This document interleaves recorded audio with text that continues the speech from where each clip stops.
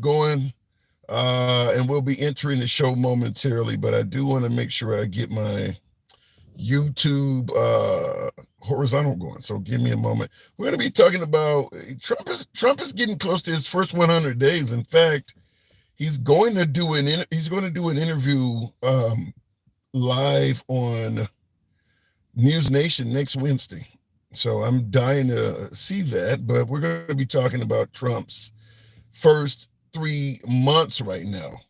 So we're going to judge him, and hopefully we can get to the point of judging him fairly. I don't want to just, this isn't going to be a criticize Trump fest or show Trump nothing but love. We're gonna hopefully try to get into some opinions from both sides. So give me a moment here briefly just to get my other YouTube stream up, and then we'll go ahead and get the party going here.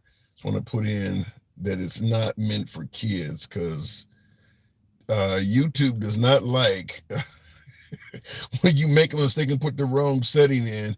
Obviously, we're talking politics, so I can certainly understand it's not meant for kids, because some folks get to be very passionate about how they feel in terms of politics. So, okay, I think we got everything going, and we should be able to go ahead and go live and get the show going. I'll go ahead and queue up TikTok in a moment here.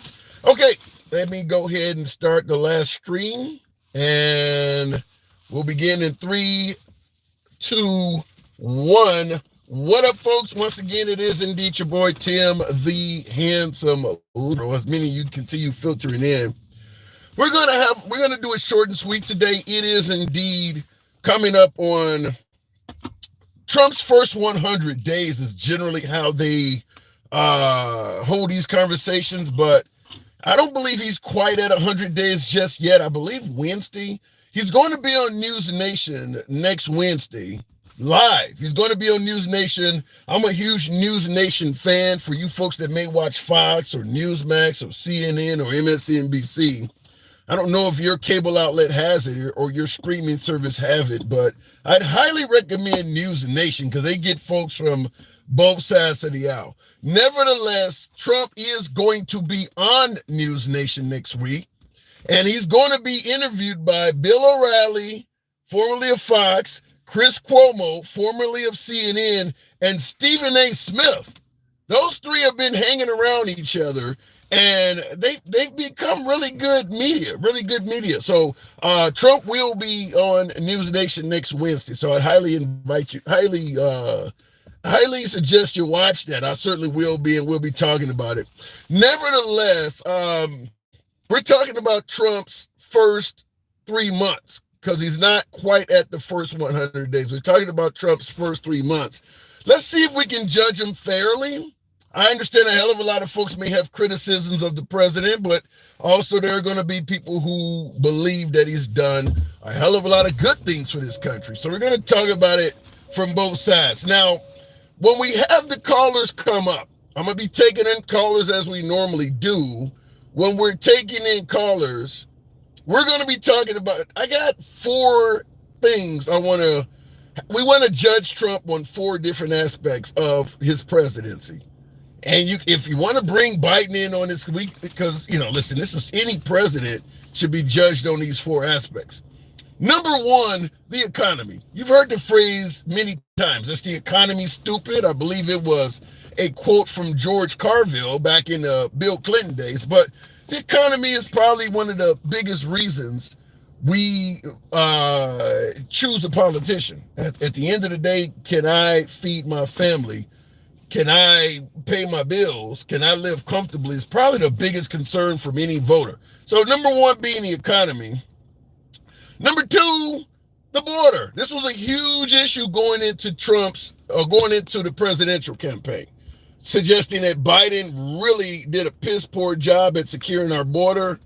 And by way of being linked to Biden, Kamala Harris as well did a piss poor job securing the border. So Trump really got a hell of a lot of folks that supported him based on the perception that he was going to be a lot better at handling the border. A A lot of folks believe that that is exactly what happened. They got rid of Biden, got Trump in there, and we got, boom, a hell of a lot better border security. So number 2 being the border. Number 3, war. Just international incidents in general. But I'm going to throw the term war out there because there are currently 2 wars actively taking place that have America written all over them, being the Ukraine versus Russia and the Israelis versus the Palestinians. That was a major issue going into the election. Obviously, when it came to Joe Biden, they were saying that Genocide Joe had to go, and then they started kind of interrupting the rallies of Kamala Harris doing the same thing. So those 2 are gone now. We have Trump in their place. So we're going to judge Trump on war as well.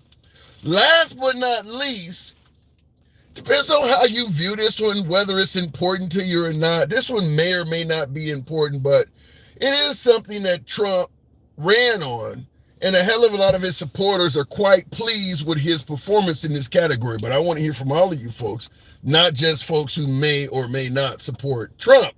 Social issues. We're talking about everything from pro-choice, pro-life. We're talking about issues with the LGBTQ community, DEI and affirmative action. You're hearing about that all over the damn place. Everything from communism to socialism. Social issues.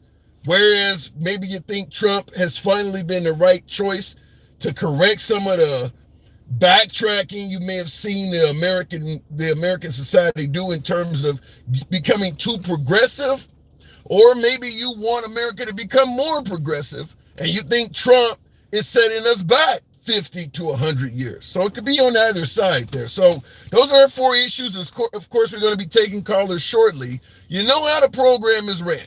We don't block, ban, or censor any damn body here, so you're going to hear opinions all over the place. You can be critical of anyone on this program, including yours truly. We go left of Bernie Sanders to I'm having dinner with Q. You've heard me say that on many shows. The 4 issues, once again, border, economy, war or international issues, and then, of course, social issues right here at home. Now, in addition to that big topic, we're going to be really getting into that. I also want to ask you guys on the side, because I had somebody run this one by me. The notion that with the tariffs and all of this other stuff going on, and by the way, tariffs will fit under the economy in regards to those 4 issues, but the U.S. dollar, there are some folks, due to what's happening with the stock market and the Dow allegedly performed worse this month than in any period since the Great Depression. So some folks feel the U.S. dollar is in significant trouble under President Trump. So just as a side topic to toss around, maybe educate some of us, maybe some of us can educate each other. Have you considered an alternative to the U.S. dollar? Alternative investments, buying gold, maybe purchasing crypto coin or something like that. We're going to hash that around as well. And I want to hear from some of you folks because it is something that's being talked about in both liberal and conservative circles, that perhaps the U.S. dollar may not be the standard soon. Certainly with us having a trade war with China and things like that, that it might be time to consider something else in terms of your investment. Keep in mind, hell of a lot of Americans are losing their retirement funds because of what's going on. So some folks are suggesting maybe I should invest in something else than what I'm currently getting involved in. So we'll talk about that last but not least. So getting into the actual show, going straight to the comments. Remember, according to Democrats, we're still under Biden's economy. I don't think that's true, Cedric. I don't think any Democrat is going to look at the current economy with all of the tariffs and suggest it's still under Biden. Now, just to go a little bit more in depth in your comment there, generally that's the way it is. Trump has only been in office a little bit less than 100 days. Generally, the current president is still living in the economy of the former president. But the moment Trump decided to impose all these tariffs and send the whole trading world into a tailspin, it became his economy. Because none of that has any relation to do with Biden. And it has a lot to do with where the economy is right now. A lot of numbers change based on those tariffs.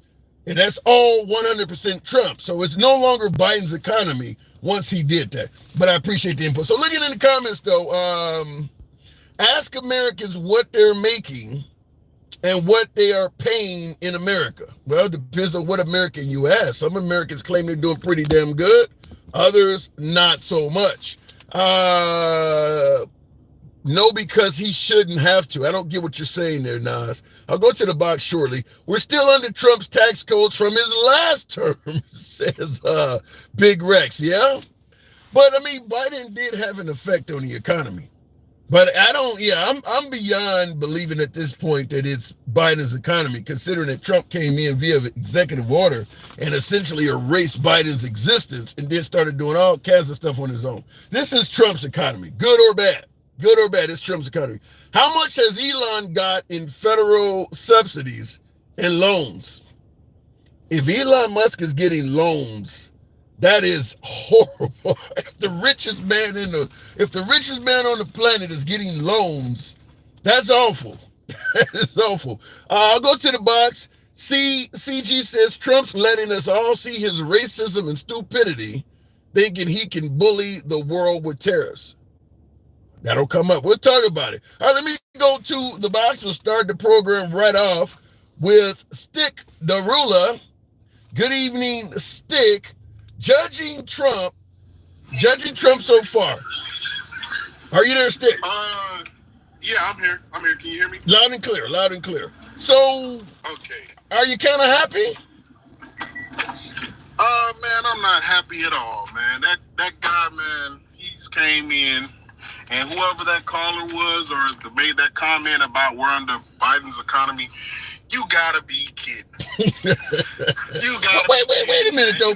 But normally he would be right if it wasn't for some of the more unconventional moves of Trump. Normally he would be right. Yeah, I mean, normally, yes, he would be right. But in this case, we all seen it. See, this is the shit that I'm tired of, Tim. This is the shit I'm tired of, man. It makes me short breath. Because I'm looking at the same thing he's looking at. I seen the guy lose 80 grand in his 401k. He's seen the guy lose 80 grand in the 401k. We're all seeing the same thing. We're hearing China tell us that Trump's lying. He doesn't have a deal. He's not talking to him. You know, we're seeing the same shit, my man. Well, Trump come out of this fairy tale world. Trump claims that he's made deals with dozens of countries already. And that's what he claims. Where's the proof? Show me proof.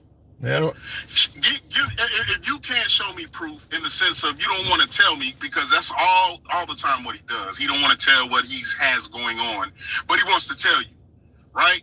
He wants to say, I'm having a deal going on. Well, just whatever country, Trump, pick one, and whatever it is, instead of you telling us, since you're such a big man, tell them to tell us.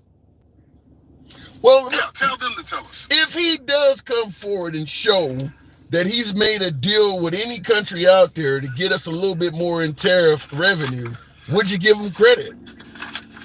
No, because a tariff is nothing but a tax on the consumer that's passed down. Yes, initially they'll put it on the importer and or the exporter, whichever way it goes.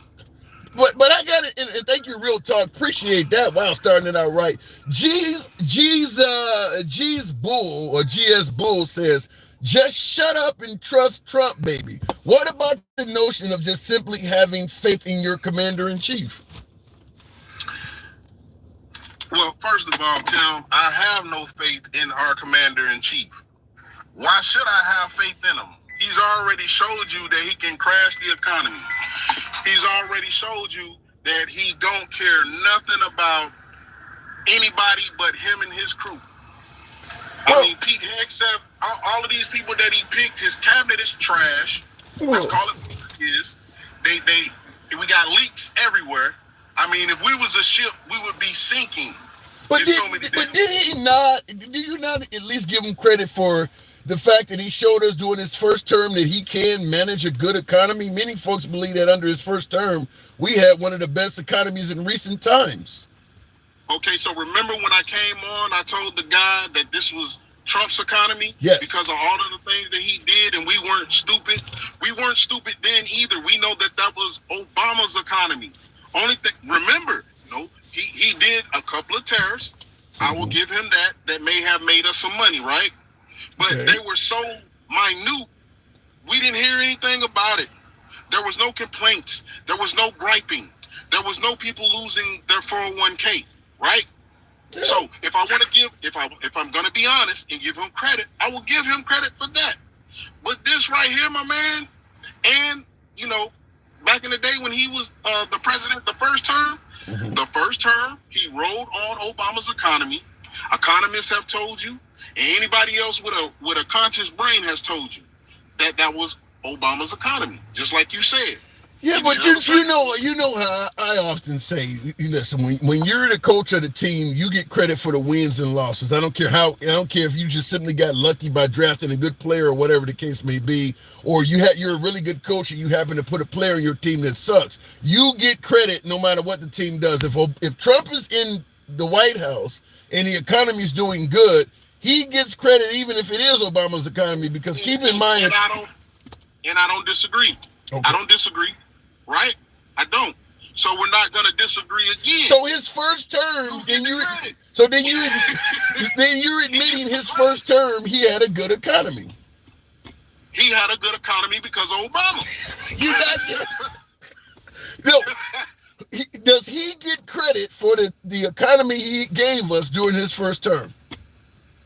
The economy he gave us? The economy that America enjoyed during Trump's first term. Does Trump get credit for that? Okay, so let's take this back. First of all, again, for the time that it was all right and he wasn't fucking up, yes. But remember, he fucked up at the end.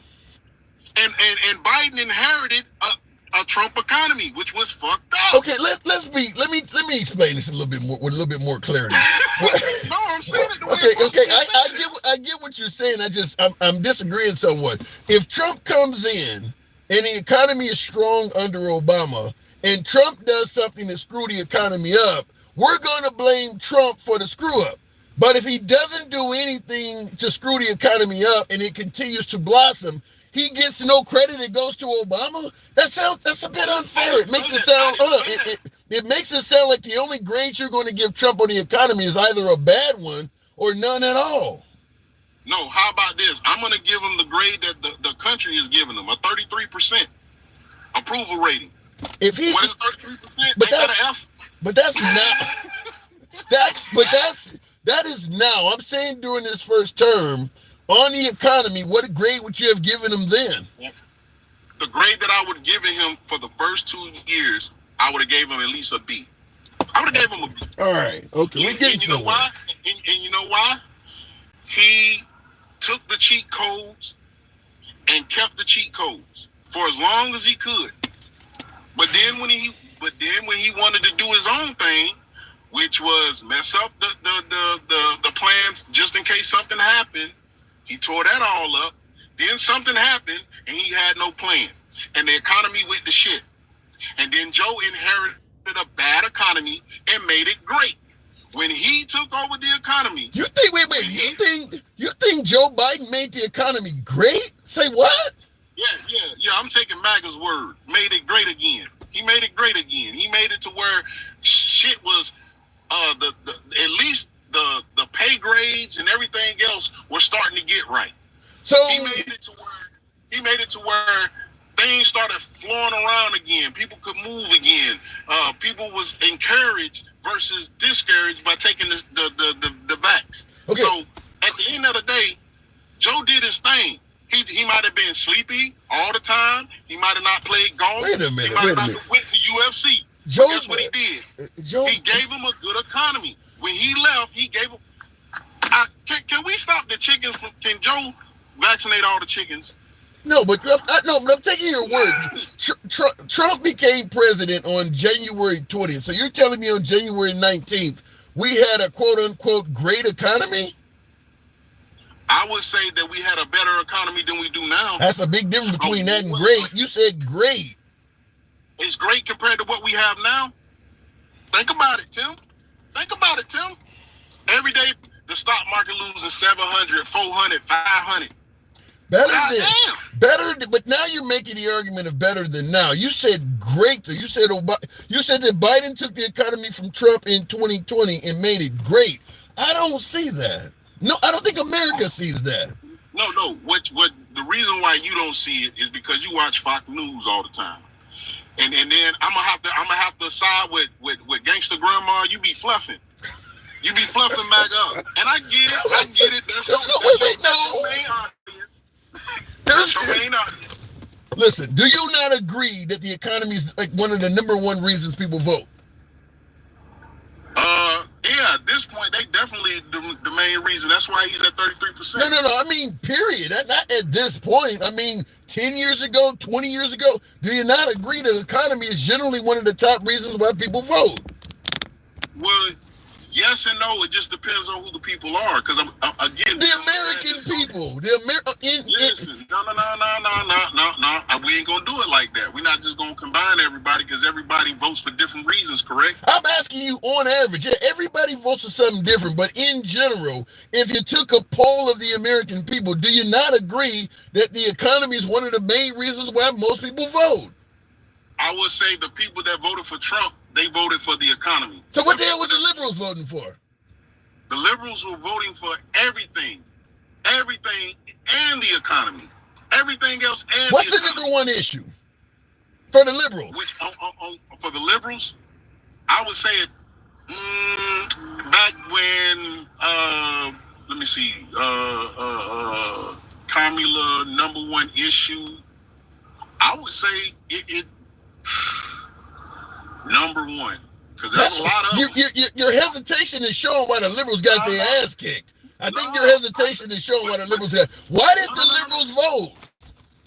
Listen, the liberals voted for everything. The liberals what is the number one issue? You can't vote for everything. Okay. Number one issue is people's rights. So whether you want to say the First Amendment, Second Amendment, the whole Constitution, they was voting for that. Because you got a person right now that want to take us back to 17 whatever to deport people and all sorts of stuff. So at the end of the day, the main issue with liberals were people's rights. The right to have a job without saying, oh, the only reason you got this job was because of DEI. The only reason you got this job was because of affirmative action.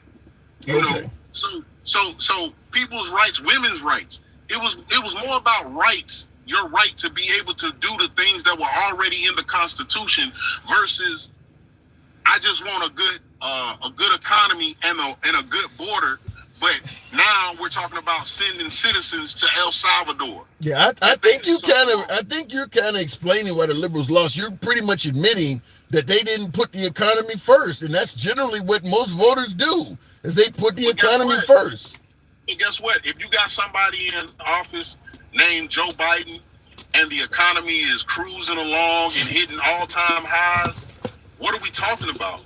The whole thing of it is, even with MAGA, they was fluffing towards Donald Trump.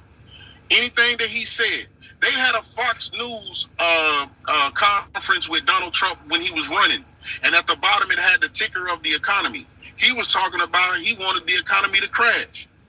So if you want the economy to crash, that means it's doing good, and that would make you look good if it crashed. Well, the right had a unique way of picking and choosing what they cared about when Trump said it. But it's amazing that you would come out and admit the Democrats did not put the economy first. That's, like I said, when George Carville said it's the economy stupid, and to have a Democrat come on here and admit we didn't put the economy first, that I think you're kind of explaining why the liberals lost.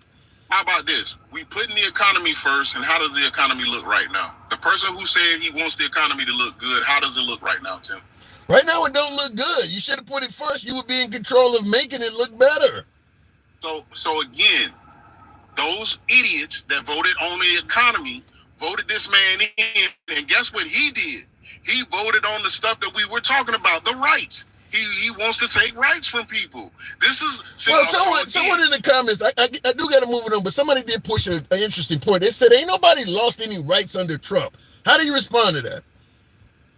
I would tell them open their eyes. I would tell them look at all of his DEI and firings and hirings and see who's actually DEI. I would tell them, well, why is he getting rid of the Harriet Tubman thing? That's not rights, but stick ain't none of that a right. Ain't nobody lost any rights. You said people were losing rights. I'm not hearing any rights they lost. Well, the rights of I should be imprisoned in America versus El Salvador. But that ain't officially. I should get due process. Yeah, that's a right. Yeah, but none of that has officially happened to any American. Are you serious? What American has been sent to El Salvador, as you're talking about? Has an American been sent down there? I'm pretty sure there's an American in there. They just ain't found him yet because he's in El Salvador. I can't argue with that. All right, I gotta move. Yeah, go ahead. Again, I'm gonna just end it with this. He's pushing the envelope to see how much he can get away with. And if MAGA, if y'all keep letting them get away with it, pretty soon y'all gonna get touched too. No Diddy. All right, Stick. Appreciate you coming through. Thank you. Sir. Drive a hard bargain. You guys, you know how the program works. We don't block, ban, or censor. I always like to hear an opposing caller with an opposing opinion. Now, me and Stick probably agree on far more than we disagree on, but I got to challenge the folks. This is how the program works. Nevertheless, I'm going to ask that you tap the screen. Get the likes on up to about 20,000. We can make that happen. Certainly, it helps out the algorithm, brings in more MAGA. You know how I ask that you folks do that. Show the program some love. Give it about a good minute of tapping. You know how we make that happen. Get us up to 20,000. Due process is woke, my lord. You're absolutely right. Due process is, when we're talking about getting rid of the liberals and their woke agenda, Alice, and you're a female, Alice Bunny, a woman is referring to due process is woke. Wow. Okay, that's different. DJ Cool Kirk. And what is that? The Bugman, DJ Cool Kirk, the Bugman says, sir, you're the last one. The rest of them are waking up. All right. Fair enough. I don't know what that means, but okay. I thought I told you within my head without your approval. I thought I told you no thought within my head without your approval. I don't know what that means. Looking at the comments, it does not take overnight to fix the economy. It doesn't work like that, even in life. But your Democrats, only thing you do is talk about it, never do it. Moonlight Ace, and I'm gonna wait to give me up to 20,000 so I can take the next caller. Big Dog, yeah! Appreciate the hat and mustache. In regards to the statement, it doesn't take overnight to fix the economy. It doesn't work like that. You're suggesting that the Democrats are expecting too much from Trump too quickly, and you can't fix the economy overnight. Now, on its face, that makes perfect sense. However, I'm going to suggest, or I'm going to state, whoa, Big Dog, appreciate that. Galaxy, thank you. Showing the program some love, thank you.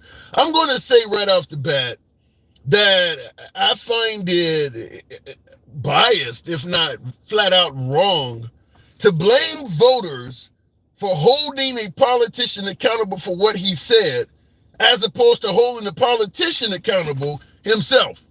If you promise to do some shit on day one or within 24 hours, the response should not be that the voter is an idiot for not realizing you were lying to their face. The response should be that you as a politician are wrong for lying to the face of voters.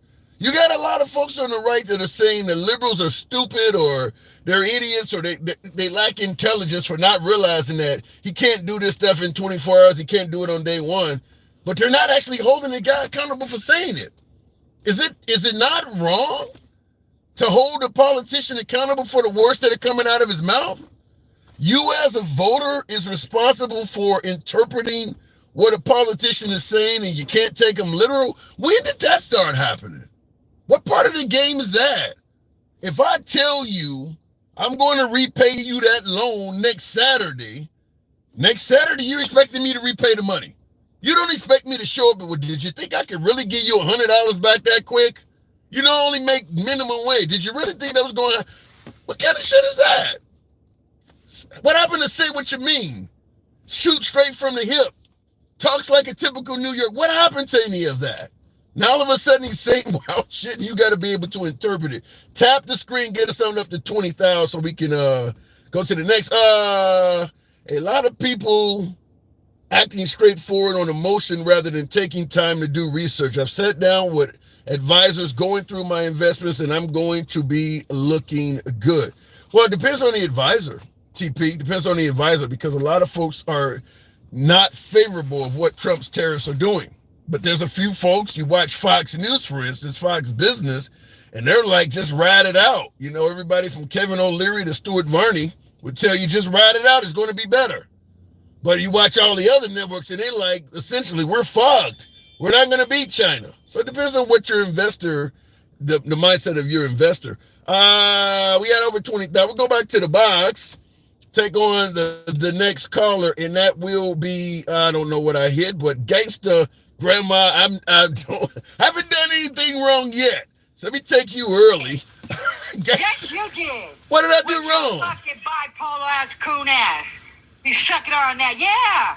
You fucking trifling ass. What did I do? You be fluffing. You be fluffing so hard. How does it taste? God damn, you're supposed to be a liberal. What the fuck? Wait, being a liberal means you can't point out if Trump is doing things right? What the fuck?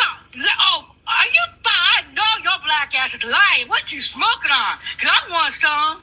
Wait. With your bipolar ass. You make it sound like being a liberal means you should have blind hatred for Trump. That's Trump derangement syndrome. I don't have blind hatred. I have hatred. The motherfucker's a rapist. He's fucking trifling. He don't like our black asses. He wants to send us to bug too. And you're over here saying, his economy in first rate was so good. Fuck it wasn't. Hey, what was wrong with Trump's first term in terms of the economy? Are you fucking serious? For one, he was right on the bootstraps of a black man, a beautiful fucking black man. You feel what I'm saying? Obama. Then he fucked it all up when he started doing the tariffs.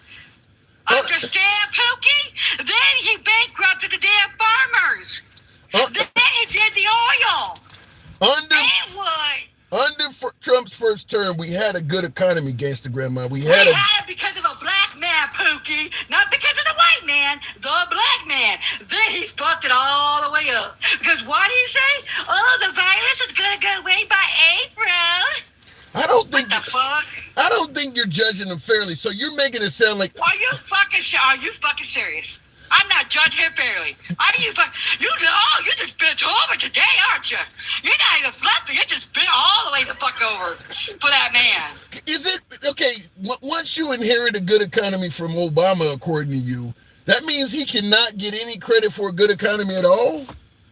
What did he do that was so goddamn good? Oh, please. The only thing that motherfucker did was got the damn abuse for animals. That's all that motherfucker did. How about Made a felony. How about the fact that under Trump's term, we had 3.5% jobs numbers, which are some of the lowest? Hell no, we're going to go there. After shit was done, he lost it. Let's get technical.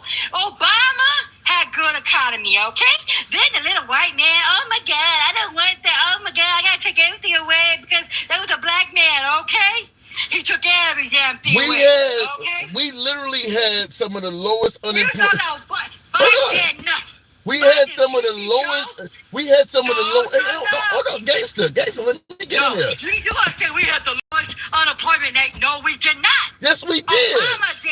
Obama did. Google it. Google is fucking free. Obama did. Not Obama. No, Biden. My bad. Biden had the. We're talking about his first term. We're talking about under Trump's first term. At that time, he had some of the lowest unemployment numbers in history. You don't give him credit for that. No, because he didn't do it. He was right under the first 2 years was Obama. Then he fucked it all up. He did. He got us. What the fuck he was smoking? Let me tell you something. You give this motherfucker so much damn credit. Well, he don't deserve shit of credit. He don't. Look, we are losing money. Under Obama, he had 8 years to fuck up what another Republican did. Have you noticed the trend, Pookies, Ray-Rays, the white idiots. You notice when we're under a Republican, we go into a fucked up recession. When we're under a blue, hello, Democrat, we are riding good. But see, then you have the uneducated that don't know that kind of shit. They want to vote for him for what, the economy?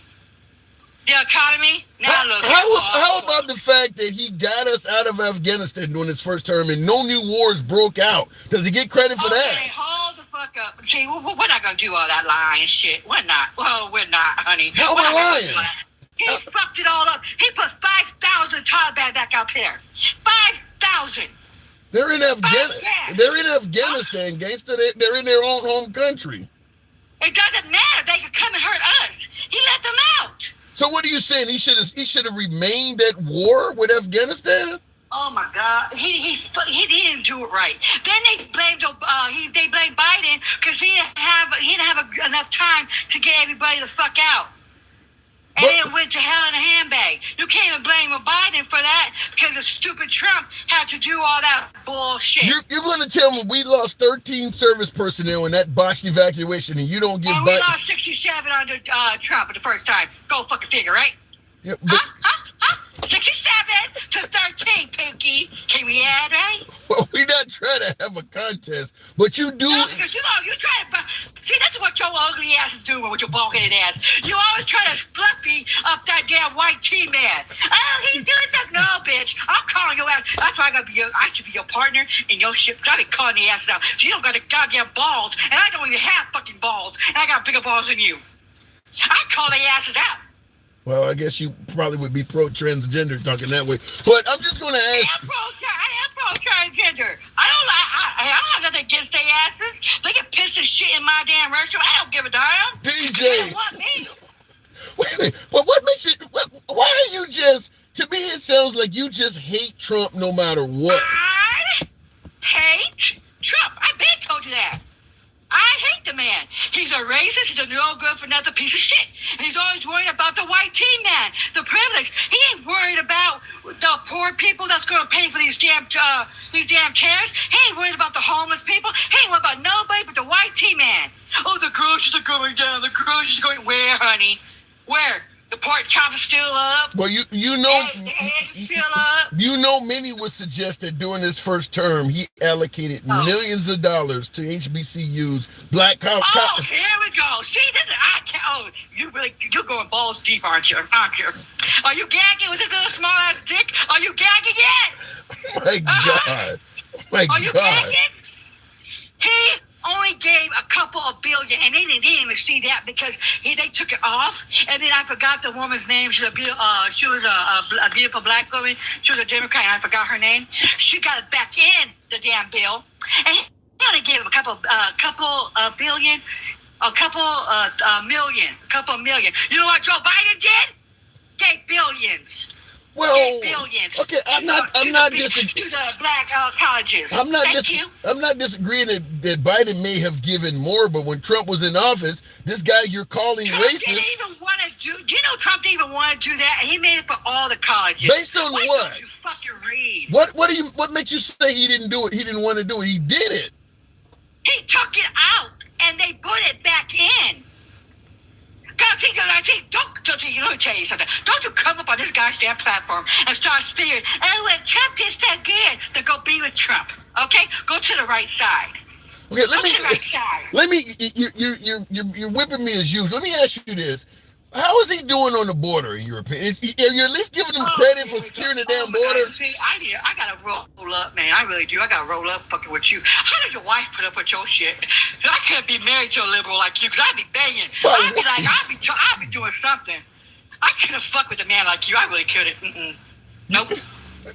The fact is, they're suggesting that border crossings under Trump are down 90%. Can you give him credit? Oh my God. Okay, for one, I wouldn't even believe that. You know what I mean? Because guess who got the most interactions at the border? Was Joe Biden. Every month. They're down over 20,000 under, Gangster Grandma, I don't think there's anybody that believes that Biden did a better job on the border than Trump. But Biden did. He just just don't shut. He don't brag about the shit. Okay, the Barter, Pookies, Ray Rays, uneducated white tea people never been closed. You cannot close the fucking border. It's against the Constitution. See, that's how uneducated these mofos are. I could go to the border right now. It wasn't going. They wasn't rushing in. Who the fuck wants to come to the damn United States? You didn't hear about the caravans and the migrants coming over in large numbers? They was doing it under Trump. They do it under Reagan. They did it under everybody. They're not doing it right now. They're not doing it right now thanks to Trump. I mean, who the fuck wants to come over here? I mean, hell, if my black ass would go, I'd go somewhere else too. Because this is a racist piece of shit ass damn country. We're not free here no more. They want to send your black ass to fucking El Salvador if you get in trouble with the po-po. They gave immunity to the po-pos. You think we're safe here? Fuck no, we're not. The only one that are safe here is the white T-man. And you know what? You know how big and bold these little motherfuckers are? Oh, ship everywhere, all the illegals. But they forget. They fucking forget where they fucking came from, okay? Because the Native Americans, the Indigenous, and the Mexicans were here. Not the white T-man that gave the black men syphilis. Gave the black men fucking crack in the damn, the project. You are going back decades, if not multiple generations of some stuff. Look, at the end of the day, the country was conquered by the settlers. It's our country now. I mean, bringing up that the Native Americans owned it. It ain't your country. It ain't your black ass country. It's the white T-man country. They want to sit this back up in chains and stuff. What the fuck are you talking about, Willis? What is making you suggest they want to put it? You sound like Biden running for office. They want to put y'all back in chains. Where are you getting that from? Oh my fucking God. You really are bent the fuck over today. You need lube or some shit because you get on my damn nerves. You're just going to side with the colonizer, aren't you? I'm serious. What is making you suggest that Trump wants to put us in chains? What is that based on other than something you've heard on MSNBC? Really? Seriously? What his actions are? What the fuck? I want to send the homegrown to El Salvador. Okay. If he says he wants to send home... And my Afro-Latina ass is probably not safe neither. I'm not safe. Because I got Dominican, and I have Dominican in me. I have Dominican and stuff. You know, that he don't like me neither. I have African in me. Shit, I'm fucked too. We all fucked. Because we are not YT. But if he says he wants to send homegrown criminals to El Salvador, why are you automatically suggesting they're going to be black or brown people? Could it not be a white guy? God, you fucking shit. Okay, so he gonna send all the white T criminals out? So I haven't seen not one white T criminal out. I have not seen one white T in that bus going to El Salvador. But you know who I be saying? Brown people going to El Salvador. Yeah. But he hasn't sent anybody black either. Not yet. Okay then. We're coming. So what? I'm not hearing the part about putting us in chains. Okay, oh my God, I swear to God, I need to roll up a blunt fucking with you. I swear to God I do. Let me tell you something. When he said fucking homegrown, what is our prison system running with? What is our prison system? What? Is it mostly white people lock the fuck up? I mean, there's a lot of white people in... Have to be a lock the fuck up, right? For what? Petty crap, okay? Okay, the petty crap. And they'll send our petty asses right back over there. You know what I mean? If you was a crib, or you was a blood, or whatever, he wants to send our asses. And what is the blood in the crib? They ain't white. They black. Are there not a lot of white people in American prisons? No. There's mostly us. You know why it's mostly us? Because they don't like our asses. They send us to prison before they send the white T-man. The white T-man can do the same damn crime and walk on this shit, but the black man will not. I don't know. Like I said, you kind of sound like you have blind hatred for the president. Let me tell you something. Okay, why would you like a Triple K? Why would you like him? I mean, you like right here. There's no evidence that Trump is part of the Triple K. His dad was. My dad was a damn crack addict, and I ain't never done a drug in my life. What does my dad have to do with me? I can tell you're fat, okay? Don't be humble yourself, because you're still slow as shit. I don't even know if you're a fucking a liberal. All right, okay. No, but I'm want to tell you something though. On some real shit, okay? I am so sick of your ass fleeing over that fucking kumquat of a cockroach in there. Did you like roaches or fucking raid for real? You know what I mean? Roaches or fucking raid. I can't stand the maggots because you know why? They're putting us all through hell. When I told you when I voted for fucking weed.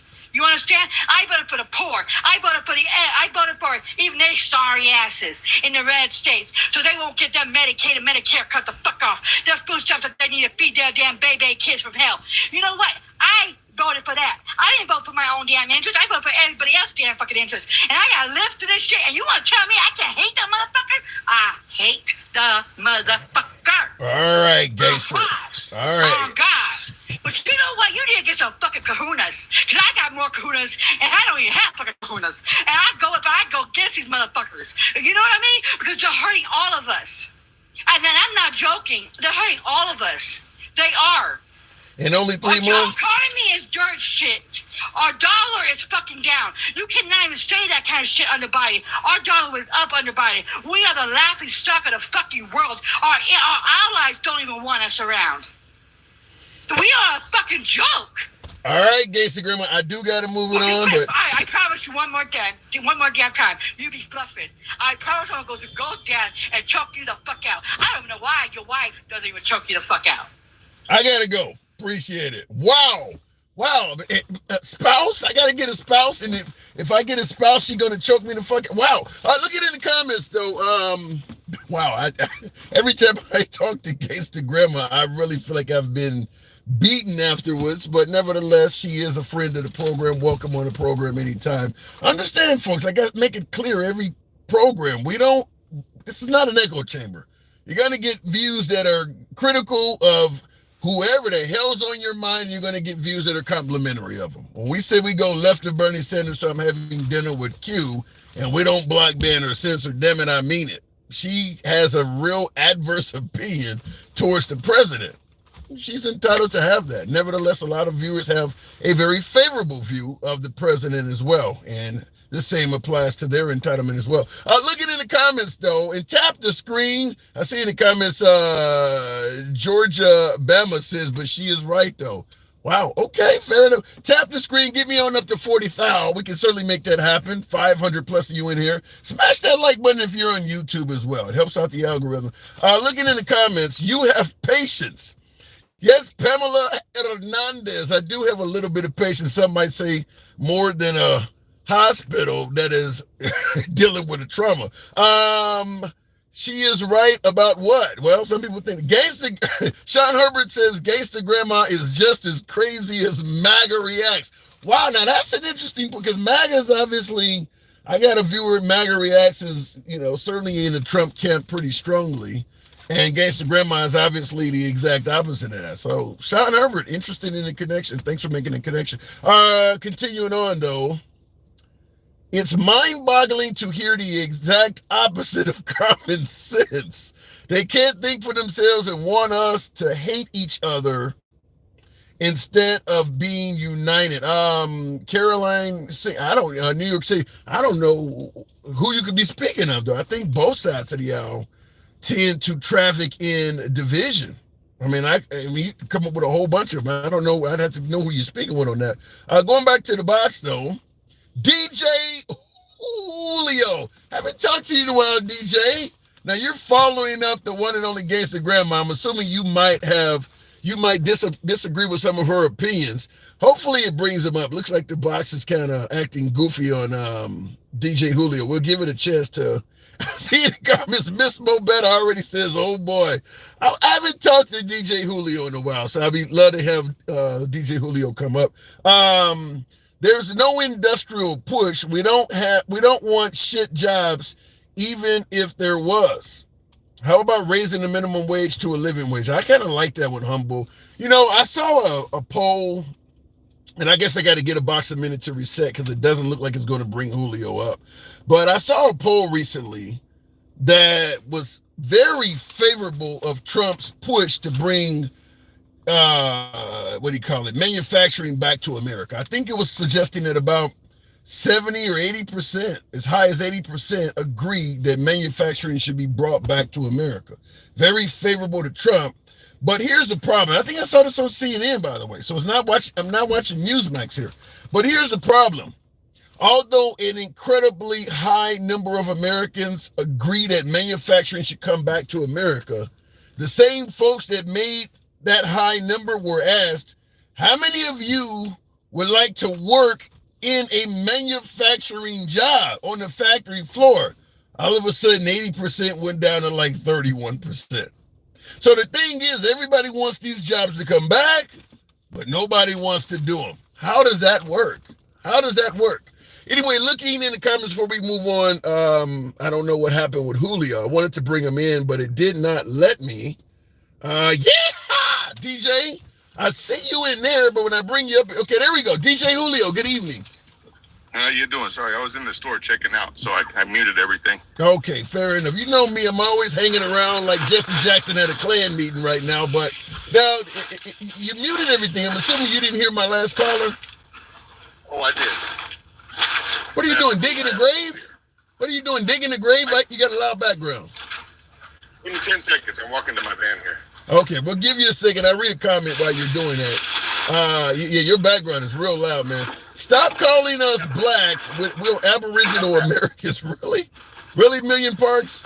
Okay, you there? Yep, how's that sound? Yeah, much better. Much better.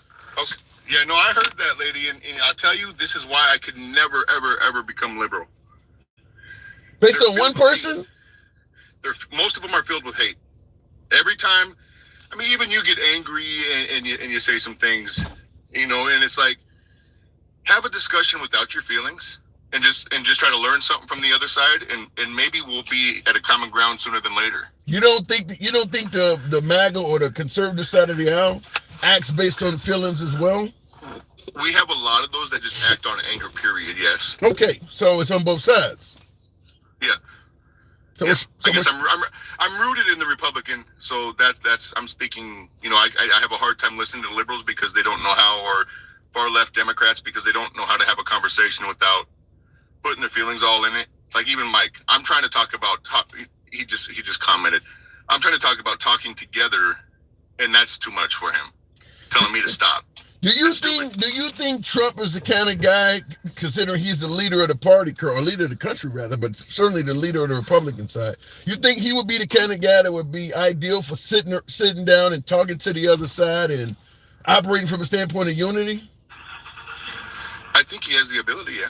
I think what I asked you, though, do you think he wants to do it? I mean, I have the ability probably to run a few miles. That don't mean I'm going to get off my fat ass and do it. I mean, does he come across as somebody who is seeking unity? Maybe not right now, but probably for the same reasons. He's tired of getting beat up by the left. Tired of getting beat up? How? He's the president. That's part of being president. You're not going to become president and everybody's just going to... You got to think about what happened the 4 years that we had Biden, the shit that he went through, the 4 years that he was in office. None of that shit was coming from the right. None of that shit was coming from Republicans. None of that was coming from the working class. That was all coming from liberals. I get your point, and what you say is the way a lot of folks on the right feel, that Trump constantly got attacked. But you do realize he wasn't just standing there like an innocent guy getting attacked by everybody. Trump launched thousands of attacks himself. Well, if you're getting attacked, are you going to stand there and get a black eye, or are you going to swing back? I think the fact that you're swinging back at everybody has something to do with why you're getting attacked so much. I always bring up the example, during Hurricane Katrina in 2005, Kanye West, of all people, appeared on Saturday Night Live and said George W. Bush does not like black people because he didn't like George W. Bush's response to Hurricane Katrina. Bush did not respond back. That's a direct attack. George W. Bush even wrote about it in his book, and he did not respond back. Point I'm making is, if Trump would just let some of this shit roll off his back, he wouldn't be getting attacked as much. Yeah, I agree. I agree with what you're saying. But coming from a standpoint where, you know, I can't come to your live without people talking shit, you know, before I even say something. You know, at some point, that doesn't stop me from coming to your live, but what it does do is it stops me from giving a shit about what Reggie has to say, what Michael has to say. with all these people who are clout chasing right now, just so I'll say their name. Speaking of saying names, Sean Herbert in the comments on YouTube says you're one to talk. He says you're all about your feelings for every damn topic. So folks are seeing that coming from everybody. I mean, they're seeing it coming from you too. But listen, at the end of the day, I think all sides vote based on feelings. Look at how some of these folks on the right showed up at some of these school board meetings when there was books about transgender or LGBT community members in the school. Folks showed up angry. Mask mandates. You see how they surrounded the building in Michigan? Everybody acts based on emotions and feelings. That's not just the left. Right. But the difference is the Republicans can shut their mouth long enough to listen to the nonsense that's coming out of the Democrat and left's mouths. What are you basing that on? All of us. I mean, we shut up, we listened, we heard what you had to say. We don't agree with transgender rights because there is no such thing as transgender. And to go and put things in our schools for our kids to read so that you can puppeteer them the same way you've puppeteered all of your leftist followers, it's not right. It's not none of it's right. You said there is I don't have a problem with a man wearing a dress. I don't have a problem with a woman wearing a construction outfit. I don't care. If you are more closely, if you're feminine, be feminine. But I'm not going to say you're a dude if you're a girl, and I'm certainly not going to call you a girl if you're or a boy if you're a girl. Yeah, but you said there is no such thing as transgender. So if someone does go out and have an operation, and now all of a sudden they have the genitals of the other sex, you don't consider that as transgender? No, because a woman that becomes a man will never produce sperm. A man that becomes a woman will never have eggs. And what about a natural? What defines us in gender is a man has sperm, a woman has eggs. So if all of a sudden a dude gets testicular cancer and he loses his ability through surgery to produce sperm, he's no longer a man? We're questioning semantics. We were talking semantics. I mean, if you know, but was he born with those balls? Was he born able to produce sperm? Yeah, but the point is, we're trying to. Okay, so then there's nothing past that. It's yes, end of story. Because if he was born with the ability to produce sperm, he's a man. What if he was born and he didn't have that ability? Humans are not perfect. What if he was born in a way that he'll never be able to produce sperm? Is he still a man? You are born with the genitals. That's what makes you who you are. So what if he's born missing that genitalia? Is he still a man? Yeah, if he was born that way, yes. 100%. So being a man or a woman is not necessarily dependent on gender, is like what you're saying, or genitals. It is XX and YY. If you're born XX, you're a girl. If you're born XY, you're a dude. Okay. And I don't disagree with the chromosome designation, but when you started talking about genitalia, I mean, humans can be born without. Humans can no, it's not because genitalia grow because of your genes. 100%, Tim. If I am XY, I am going to grow, and maybe I had something that happened in utero, and now I don't grow my penis the way it's supposed to, and my balls don't drop the way they're supposed to, but I'm still born with them. I'm a guy. Just because I cut them off when I'm a teenager, or when I decide I'm 20 years old, or because I want to go hang around in little girls' bathrooms, doesn't make me a damn woman. How about this one, though? How about this, though? Miss Mobetta in the comments says you're talking about shit that don't have anything to do with you. How about the notion that if it doesn't affect you, mind your own business? How do you respond to that? What do you mean it doesn't have anything to do with you? How do you know I don't have 3 girls and one of them wants to identify more as a boy? And how do you know that my oldest daughter's 27 years old and is flying freaking rainbow flags? How do you know it doesn't affect me directly? It's this poison has done to our America that we are getting rid of right now. You believe the LGBTQ community is poison to the country? It is the way that they are trying to throw it down our throats. It is becoming a poison. Community itself, let me say this, the community itself, the people involved, the people that have this mental issue are not the problem. It's the people who are not willing to help them through this problem that are the problem. It's the people that propagate their fucking depressions, their inability to see who they really are as a person. It's their problem.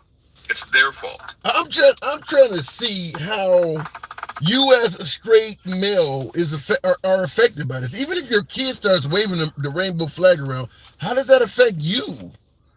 Well, it affects me in a couple of different ways. Okay. When my daughter comes back from school and says, you know, they're trying to put boys that think they're girls in my locker room with me, Dad. Once again, how that affects me directly because I have a child who is in school where they were for a while trying to put boys in the female locker room because that's how they identified. That directly affects my daughter, which directly affects me as her father. If your daughter in school is in a locker room or whatever you want to suggest, and there's a biological male in there, how is your daughter affected by that? Say it again. How, if your daughter is in a school locker room or whatever, or bathroom or whatever, and a biological male comes in there with her, how is she affected by it? In what way? Comfort, Tim. School's supposed to be safe. You guys worry about guns and all this other shit that's legally bought and part of our Constitution.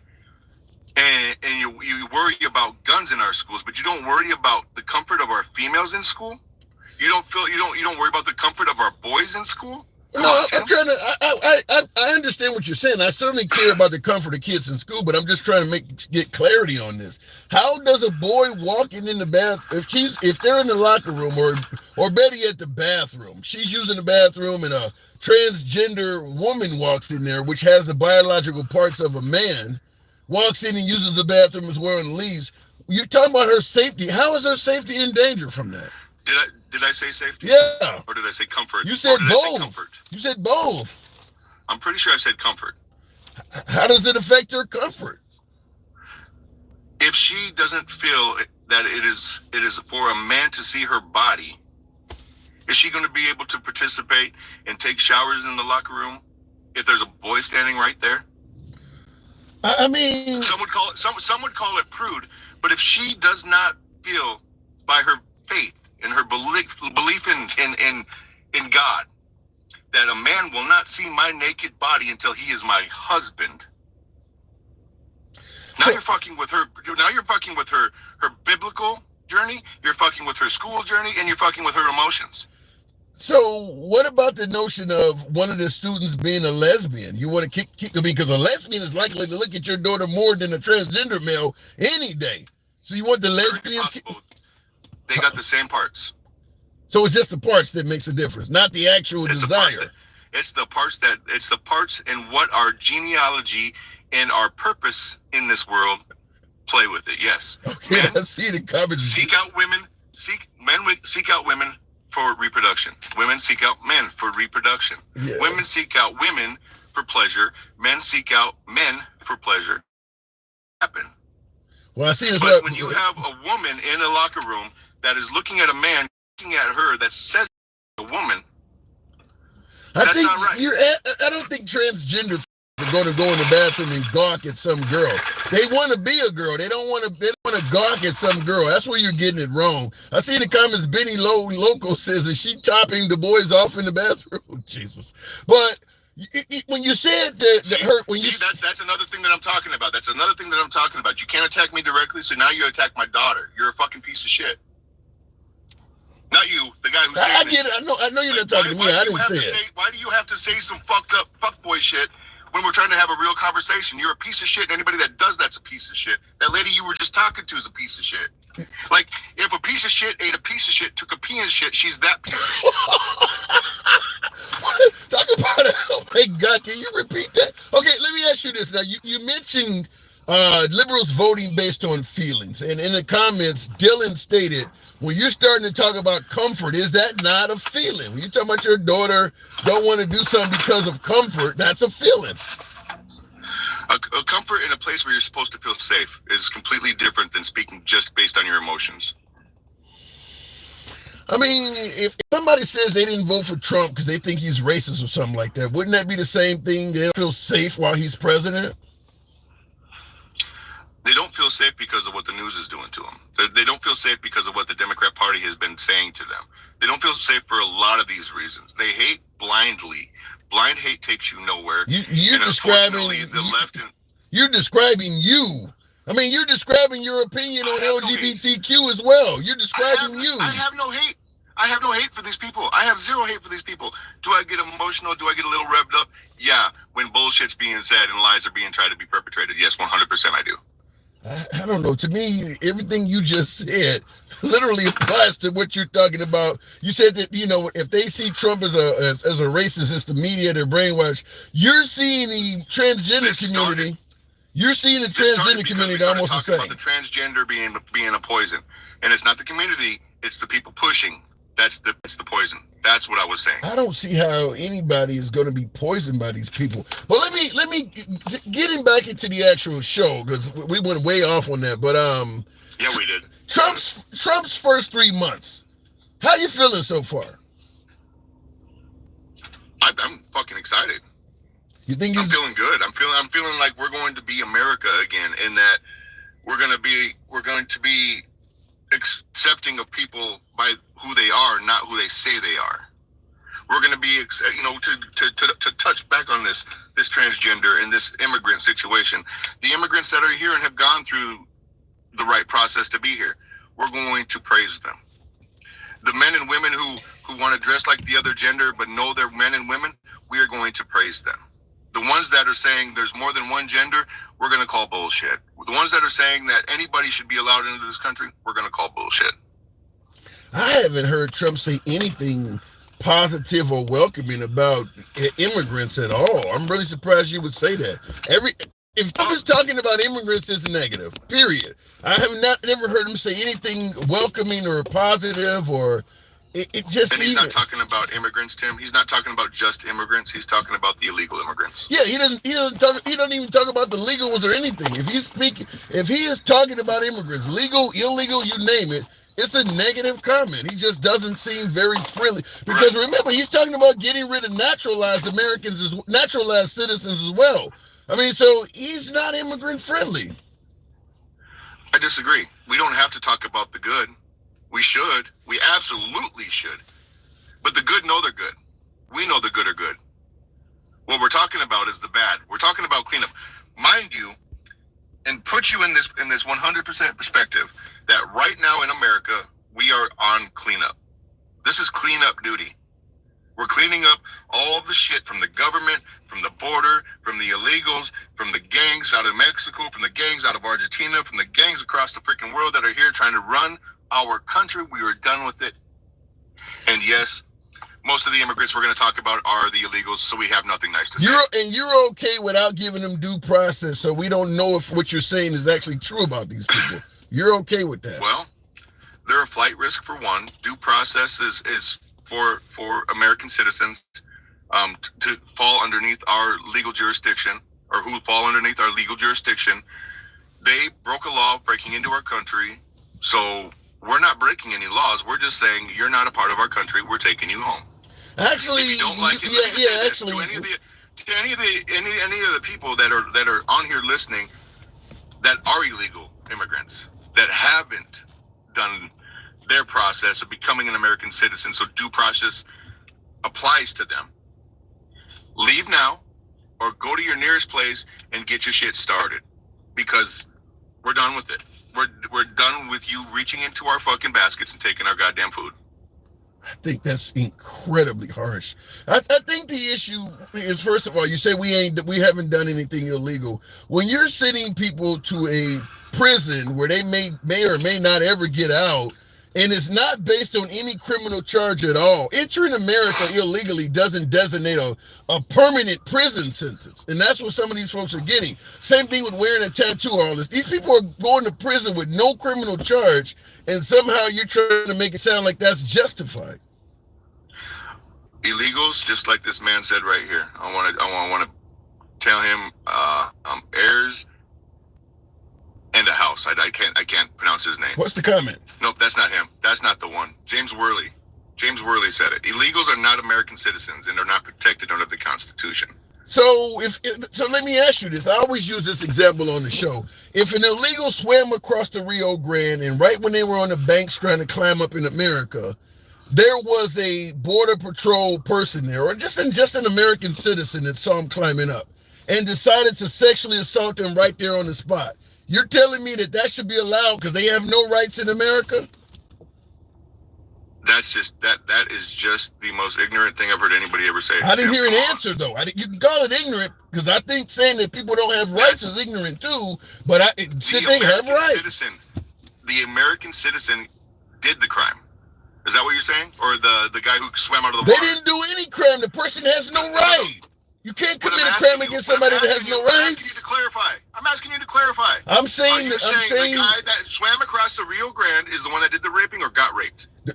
Is the victim. The person that swam across the Rio Grande is victimized by an American. Full stop.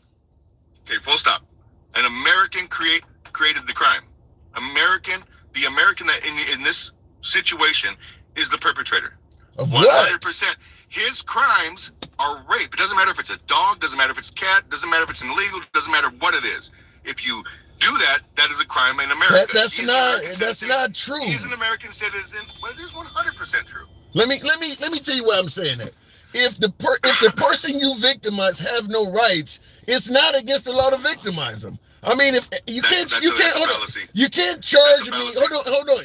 If I go and rob a dog of his dinner, I'm not going to get charged for it because the dog doesn't have any rights to protect that. You don't get. No, but you rape a dog, you're going to jail for freaking bestiality. And that's a modern law, by the way. That just was passed by Trump. But what I'm saying is, if you're saying the immigrant has no rights, then I'm not violating anything by harming them. I'm not saying it. The Constitution and the laws of our land are saying it, Tim. I think you're really wrong on this one. I think you're really wrong. They do have rights. You can't. I mean, even if you let me give it to you even more clear. If you were human rights are legal rights. Hold on. Legal rights. Hear me out. If you were operating on behalf of the American military and you got shot down over a country that you were sent to bomb, you were sent to bomb that country and they shot you down. When they capture you, you have rights in that country. There is no such thing as a human that doesn't have rights. That you should have rights anywhere you are on Earth. There's no such thing as a human that doesn't have rights. That's a wartime crime. But you still have rights. People become prisoners. People become prisoners of war every day. You have rights, even as a POW. But some person swimming across the Rio Grande has no rights. There's a big difference between a wartime crime and breaking into a country. There's a big difference. If you're committing a crime in the act of war, aren't you breaking into the country? You really are an invader at that point. Yeah, that's why it's a wartime crime. So which one has? So you're going to tell me that the immigrant that is not committed an act of war has less rights than a person that actually is involved in war? He doesn't have any rights under our Constitution, Tim. Yeah, you're getting that one really wrong. I'd invite you to reread the Constitution or show me where it specifically says this only pertains to American citizens. That is not right. As you roll it down through the Constitution and you find our Bill of Rights, and then you go into our immigration laws. So only citizens have. So only citizens have rights. State rights, country rights, constitutional rights, So Bill what? of Rights. So what if you? What if They you? have- What they if have you're human here? rights. They deserve to be treated humanly. Yes, they do humanely. Yes. What if you're here on a visitor's visa? Let's say you're a Canadian, you want to go tour Las Vegas.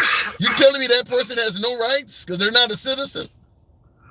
They have visitor rights. Tim, they have laws they have to follow, and if they break those laws, guess what? They get shipped right the fuck out quick. So you're telling me the Constitution actually specifies different rights for visitors versus citizens? In the immigration laws, it does. In the Bill of Rights, it does. We said the Constitution. Now you're talking about immigration. I talked about all of them. I said constitutional to immigration law, to our Bill of Rights. All of those things matter in the situation when we're talking about illegal immigration, Tim. Now, if we're just talking about some Joe Blow that's with his family on a vacation, he's got all the same rights you do because he's here as a visitor. If somebody breaks into your house, you're going to treat them different than the guy you invited in. Even if the guy you invited in created drama, started a fight, and started breaking shit, the same way that the criminal did that came in without permission. You're going to, at that point, treat the one that came in invited the same as you would the criminal. You're going to prosecute him. You're going to hold him accountable for his actions, and you're going to send his ass out of your house. That's what we're doing, is sending him out of the house. I would love for you to send me what you got, because in the comments, Sheldon Walsh is saying, I love it when Tim gets schooled. I think you hate your country, Tim. Do you feel me as somebody that hates America? Let me just explain you to everybody else. And me and you argue the way we argue because I think we have mutual respect for each other. Thank you. The thing is Tim, you do play devil's advocate a lot. You do play the what if button a lot. You do play the soft button a lot. And then sometimes you'll get these liberals up like that last lady, and you'll go a little bit further to the right. You come off the left a little bit and lean to the right to play devil's advocate for the right. I was called a fluffer. She said I was bending over and taking it up the ass for MAGA. No, I don't know why you didn't just be like, oh, sorry, my button slipped. You're gone, bitch. Disrespect is something I don't deal well with. Listen, I got thick skin. I don't vote based on emotion. Remember, I'm not a snowflake. I got thick skin. I don't. She has the right to speak on the program. So, and I don't vote down ballot either. Really? I don't. I voted Democrat when it came to our mayor race, and in our governor race. They were just better people. They had a better idea what was going to happen in our state. Well, than the guy that was running. Sean Herbert on YouTube says you are a male Karen. Says it's so funny. I got to move it on though. Who's a male Karen? You or me? You. He's saying that you are. You know, with this, no, he's talking about you. With your whole stance on, you know, transgender males and your daughter is her comfort and all of that. He's talking about you. He's talking about you with that statement. He's talking about my daughter's comfort. We were talking about transgender rights and why it's a poison, why it's bad. Those things that I'm talking about, I saw people saying he's lying. 100%. That has never happened to my daughter in school. My daughter would whoop a fucking dude's ass for that shit. She wouldn't worry about it. I was putting it in the likeness so that people with daughters, and some did. Some said I'm a mother of three. I completely agree. I remember seeing that. It's to create the thought process. What are we really fucking arguing over here? We're arguing over bullshit that has no matter at the end of the word. When you close your eyes and take your last breath, when I close my eyes and take my last breath, none of the shit we just talked about matters. What matters is being able to have a conversation like me and you do have. Me and you go back and forth. You don't agree with me. I don't agree with you. That's opposing opinions. That's different perspectives. If we can share that perspective with all these 474 people on your live right now, and they can learn to talk to the opposition a little bit better and understand a little bit more, you've created something on your platform that's worth having around. And that's why I keep coming back to your shows, Tim. And I appreciate the support. I can't argue with that last point at all. DJ Julio, always a pleasure, man. Thank you. Yes, sir. All right. Moving on to the program. Call me sir. Wow. I've been called everything on the program today, so I'll take sir with a badge of honor. All right, moving on with the program, though. We are talking about the fact that it is coming up on Trump's first 100 days. He's completed 3 months in office now. And we want to judge him. We can try to do it fairly. Join my team. I like it. By the way, share the live. Tap the screen, if you will. I don't normally ask you folks to share the live, but I believe it helps out the algorithm. So share the live if you will. And tap the screen. Certainly get us on up to about 60,000. THOU, 60,000. Tap the screen. We're talking about Trump coming up to his first 100 days. I mentioned earlier in the program, I'm a big News Nation fan, and Trump is going to be on News Nation next Wednesday. I certainly invite you to watch it. Chris Cuomo, formerly of CNN, Bill O'Reilly, formerly of Fox News, and Stephen A. Smith of ESPN are all going to interview Trump as he takes questions about his first 100 days. So that should be interesting. If you got time, 7 p.m. Central, 8 p.m. Eastern. I'm promoting News Nation for some fucking reason. I don't know why. But anyway, we're judging Trump. First 100 days. The 4 aspects of the Trump presidency I want to get your grades from. We'll start running this by the callers. Number 1, the economy. Judging Trump on how you believe he's handled and managed the economy so far. Only 3 months in, but a lot has happened. So number 1, the economy. Number 2, and thank you for those Robins there. I didn't see the name there. But we're going to talk about the border and immigration, border/immigration. Now, the border/immigration should be two separate topics. And I'm going to tell you this why. I think most Americans want a secure border. I think a lot of Americans agree with what Trump is doing on the border. Immigration is different. Immigration is different. Going after somebody that's been here 20 years and they've been a fairly decent citizen in 20 years they were here, but they came illegally back in the 90s or in the 80s or in the early 2000s. I think the way Trump is handling immigration is going to get him far lower marks than the way he's handling the border. Because there's some real horror stories out there of people getting deported that most of the country believes should not have gotten deported. So the deportations is part of his immigration policies. The border is just simply securing the border, building a wall, maybe putting surveillance up or putting military at the border. So I do believe the border and immigration really should be two separate topics because, like I said, I think his grade on those two things are going to be different. But anyway, economy, the border, number 3 being war. Remember, I can end the war in 24 hours. I know what to do, hopefully getting Russia to back off from the Ukraine and then Israel and the Palestinians. So we're going to judge that. And last but not least, you see what I was speaking with my last caller, DJ Julio, on social issues. We talked about LGBTQ and trans, but there's more. There's pro-choice, pro-life crowd, this whole DEI, affirmative action stuff. All of that's considered social issues. So we're going to judge them on all of that. And last but not least, now this is just something to hash around. I brought it up when we first started the program. Tap the screen, get the likes up to 60,000 so I can take a caller. Tap the screen, give me a good minute of tapping there on TikTok. If you're on YouTube, horizontal, YouTube vertical, feel free to smash that like button. But we also talked about the notion that some folks fear, particularly with the tariffs, that the U.S. dollar might get significantly weaker if we don't win the trade war with countries like China. I just want to ask you folks this, because all of us are not, highly educated in regards to investments and financial concerns. Have any of you folks found yourself concerned that the American dollar might become significantly weaker due to some of the things that are going on right now? And I'm asking that from a standpoint of alternative investments. Have you thought about, putting money in gold or cryptocurrency or things like that? If you want to bring that up, because I'm quite interested in hearing more about stuff like Bitcoin and some of the things. If any of you folks are in that, I'd just like to hear a little bit more about it, because some folks do believe the U.S. dollar is on a decline, and some folks are running to other forms of investing, as I pointed out, gold or crypto. So we'll talk about that as well. Nevertheless, going back to the box, it appears you're being radicalized by Trump. Damn. Stay away from the orange Kool-Aid. It's very bad.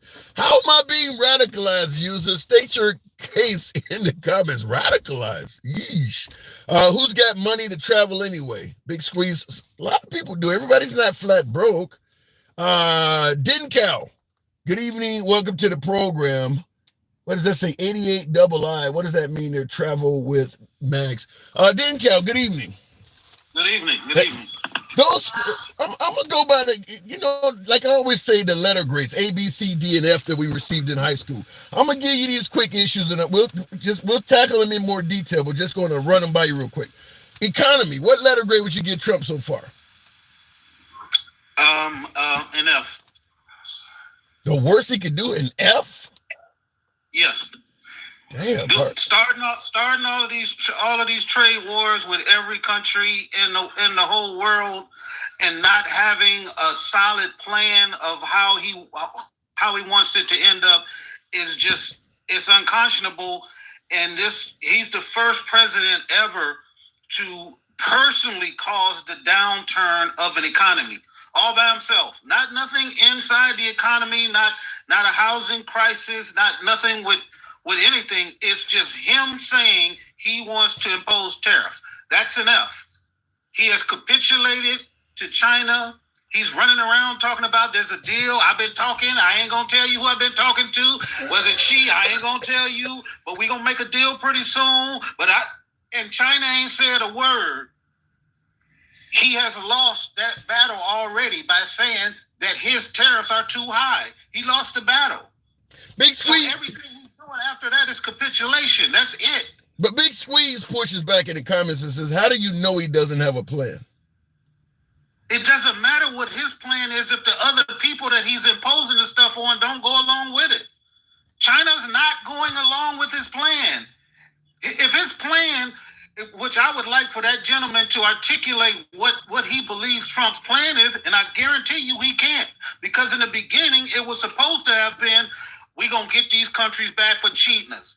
Then it was, we're going to make everything equal. Then he came up with some crazy idea of all of these countries was treating us. And then we found out that whole thing was garbage. Then he said he was going to bring back manufacturing to the country. Now we see that that's not going to happen. Nobody's making an investment in industrializing America anymore because everybody's worried about going into AI and all of this, having mass electronics everywhere. So, if somebody could articulate to me what he's trying to do and show me how he's getting there, I might agree with them. But nothing he said he was trying to accomplish is being accomplished. Yeah. So I just say F on that. Okay, and I can't. I understand where you're coming from. I guess the problem is he's claiming, and a lot of his supporters are claiming he's playing some kind of 4-dimensional chess while everybody else is playing checkers. But I'm with you. It does seem to be more based on hope as opposed to some actual specified plan. So, and after, wow, that's really fucking bad. Let me go. And then listen. If all of the largest company CEOs have to go into the White House and tell the man to his face, within a couple of weeks, you're going to have bare shelves across the United States with higher inflation. That's an indication that it's not working. Yeah. If it was working, he would have told them guys, don't worry, I got it. I'm going to stay the course. But what did he do the next morning? He changed up his whole narrative. So that I'm not having these arguments going back and forth with these people. And ask the people that saying he's playing 4-dimensional chess. Ask all of them their educational level in school. Well, you're right. The CEO of Lowe's and Target and Home Depot all did. You're right. They did go to the White House, or was it Mar-a-Lago? But they did talk to Trump, and they did suggest what you're saying is that the tariffs could lead to widespread inventory shortages and empty shelves. And obviously that would look terrible for the Trump administration if suddenly you go in stores and it looks like the pandemic is happening. So he did make the change within 24 hours. So I get where you're coming from. So I'll just move on. You're giving him an F. Jeez. Border. Why do you judge him on the border? On the border, it's hard for me to grade him on the border because me and you have had this disagreement for the longest time about saying, could he fix the border? And we both agree, yes, you can fix anything if you break the law. So saying, did he break the law? That's like saying, who's going to make more money between me and you? And I'm a bank robber. Like, I'm going to have more money than you, but I'm going to break the law to get it. So I can't grade him. What I can do is I can look at statistically when even though we agree that it was too late in the process, when Biden put those executive orders in place, we had a deep, drastic cut in the amount of people that were coming across the border, or at least the ones that were ending up staying in the border. And it continued to go down. And obviously it dropped down even more when Trump came into office, because then he started doing, sending thousands of troops down there and getting them to change posse comitatus so they can, now military people can now engage with immigrants and stuff. So, it depends. And that's what you're right. We've had this back and forth a few times. And you're right. I did state that there was no way I thought Biden would ever be as good on border security as Trump, because you're right. I said that Trump wants to secure the border so much that he'll break the law to do so. And now that he became president, he's kind of done that. He did exactly.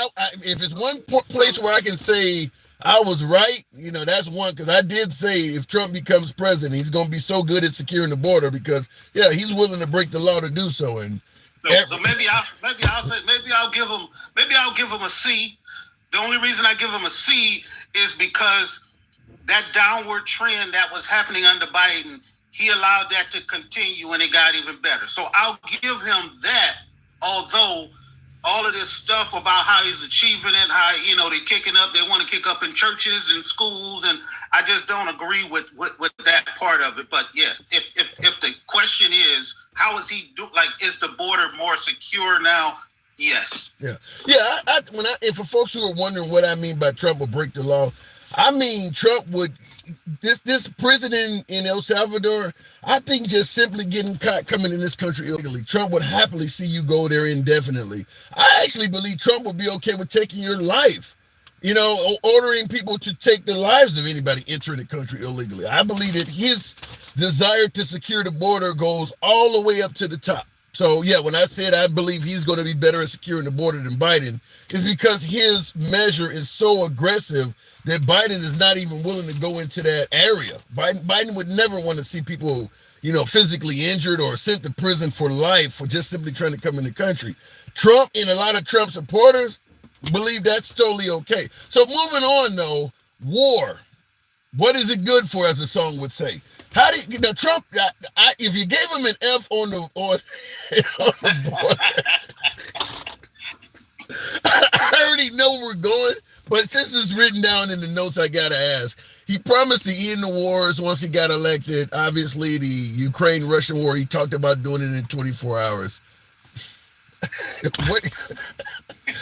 Go ahead and say it. You already know what the grade is, bro. Yeah. When you came in and you said day one, he didn't even say day one. He said, before I get in the office, he said, I know the people. I'm going to call them. I'm going to tell them. They said, well, what's your strategy? He said, I'm not going to tell you because you don't reveal your strategy. And so now we got 100 days in. Now he's talking about totally walking away from the whole thing.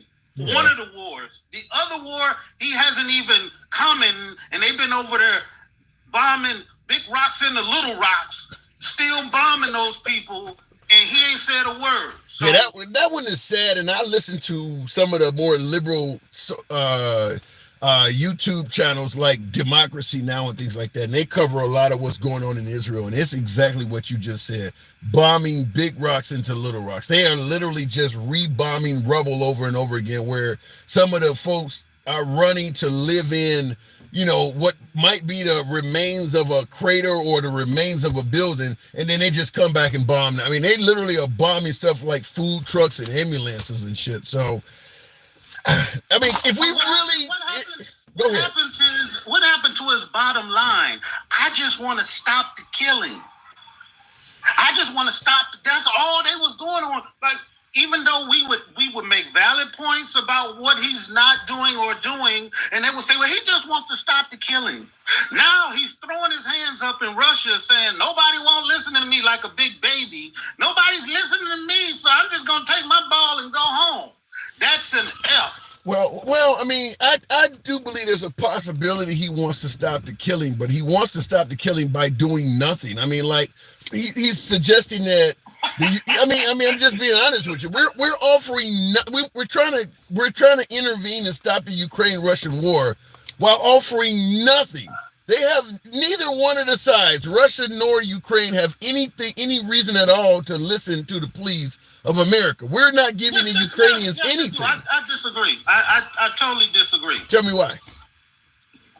Because he is offering Russia everything they ever wanted in the whole deal and more.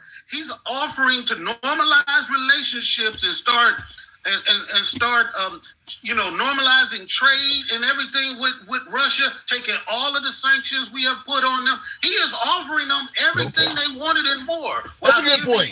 That's a good point. Actually, nothing to Ukraine. That's a good point. But I guess you're right about that. But at the end of the day, if America wipes its hands clean of that, Russia's going to get that stuff anyway. So it's not like America's offering. I mean, Russia's going to ultimately defeat the Ukraine if America backs out. So it's not that America's really offering it to them. Right, but I'm saying though that is something that we are offering. Normalizing relations is something that Trump will do regardless if Ukraine loses the war or not. Yeah.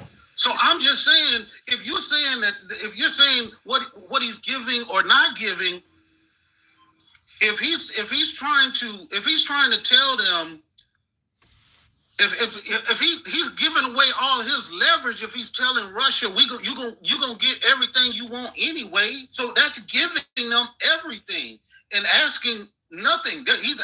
He said the other day, what is Russia offering? And he said not taking the whole country. That's what he's offering. Yeah. That's the whole reason why he definitely is no friend of Ukraine or Zelensky. I mean, I think that's pretty clear. To say the least. Yeah, wow. It's got to be crazy for Zelensky and the Ukrainians to see the difference in America going from Biden to Trump. I mean, you literally went from an ally to a hated enemy. I mean, America at this point might as well be an extension of Russia to the Ukrainians. I mean, we are. He told Putin the other day to stop the bombing while they're trying to get some peace. And then when he bombed the next day, Trump came back and said, "Stop it." Really? What? Really? What? Really? Stop it. That's what he said to Putin. Yeah, that's like walking out in the middle of the night and seeing a coyote eating a rabbit. And stop it. Man, it's gone. You're right. It ain't gonna stop. He's not gonna stop. Yes, but that's when I originally said we're offering nothing. I mean, in reality, Russia doesn't have any incentive to listen to Trump either. They're going to get what they want, unless Trump is making some kind of threat that if you don't stop, we're going to start helping the Ukraine, which he is not.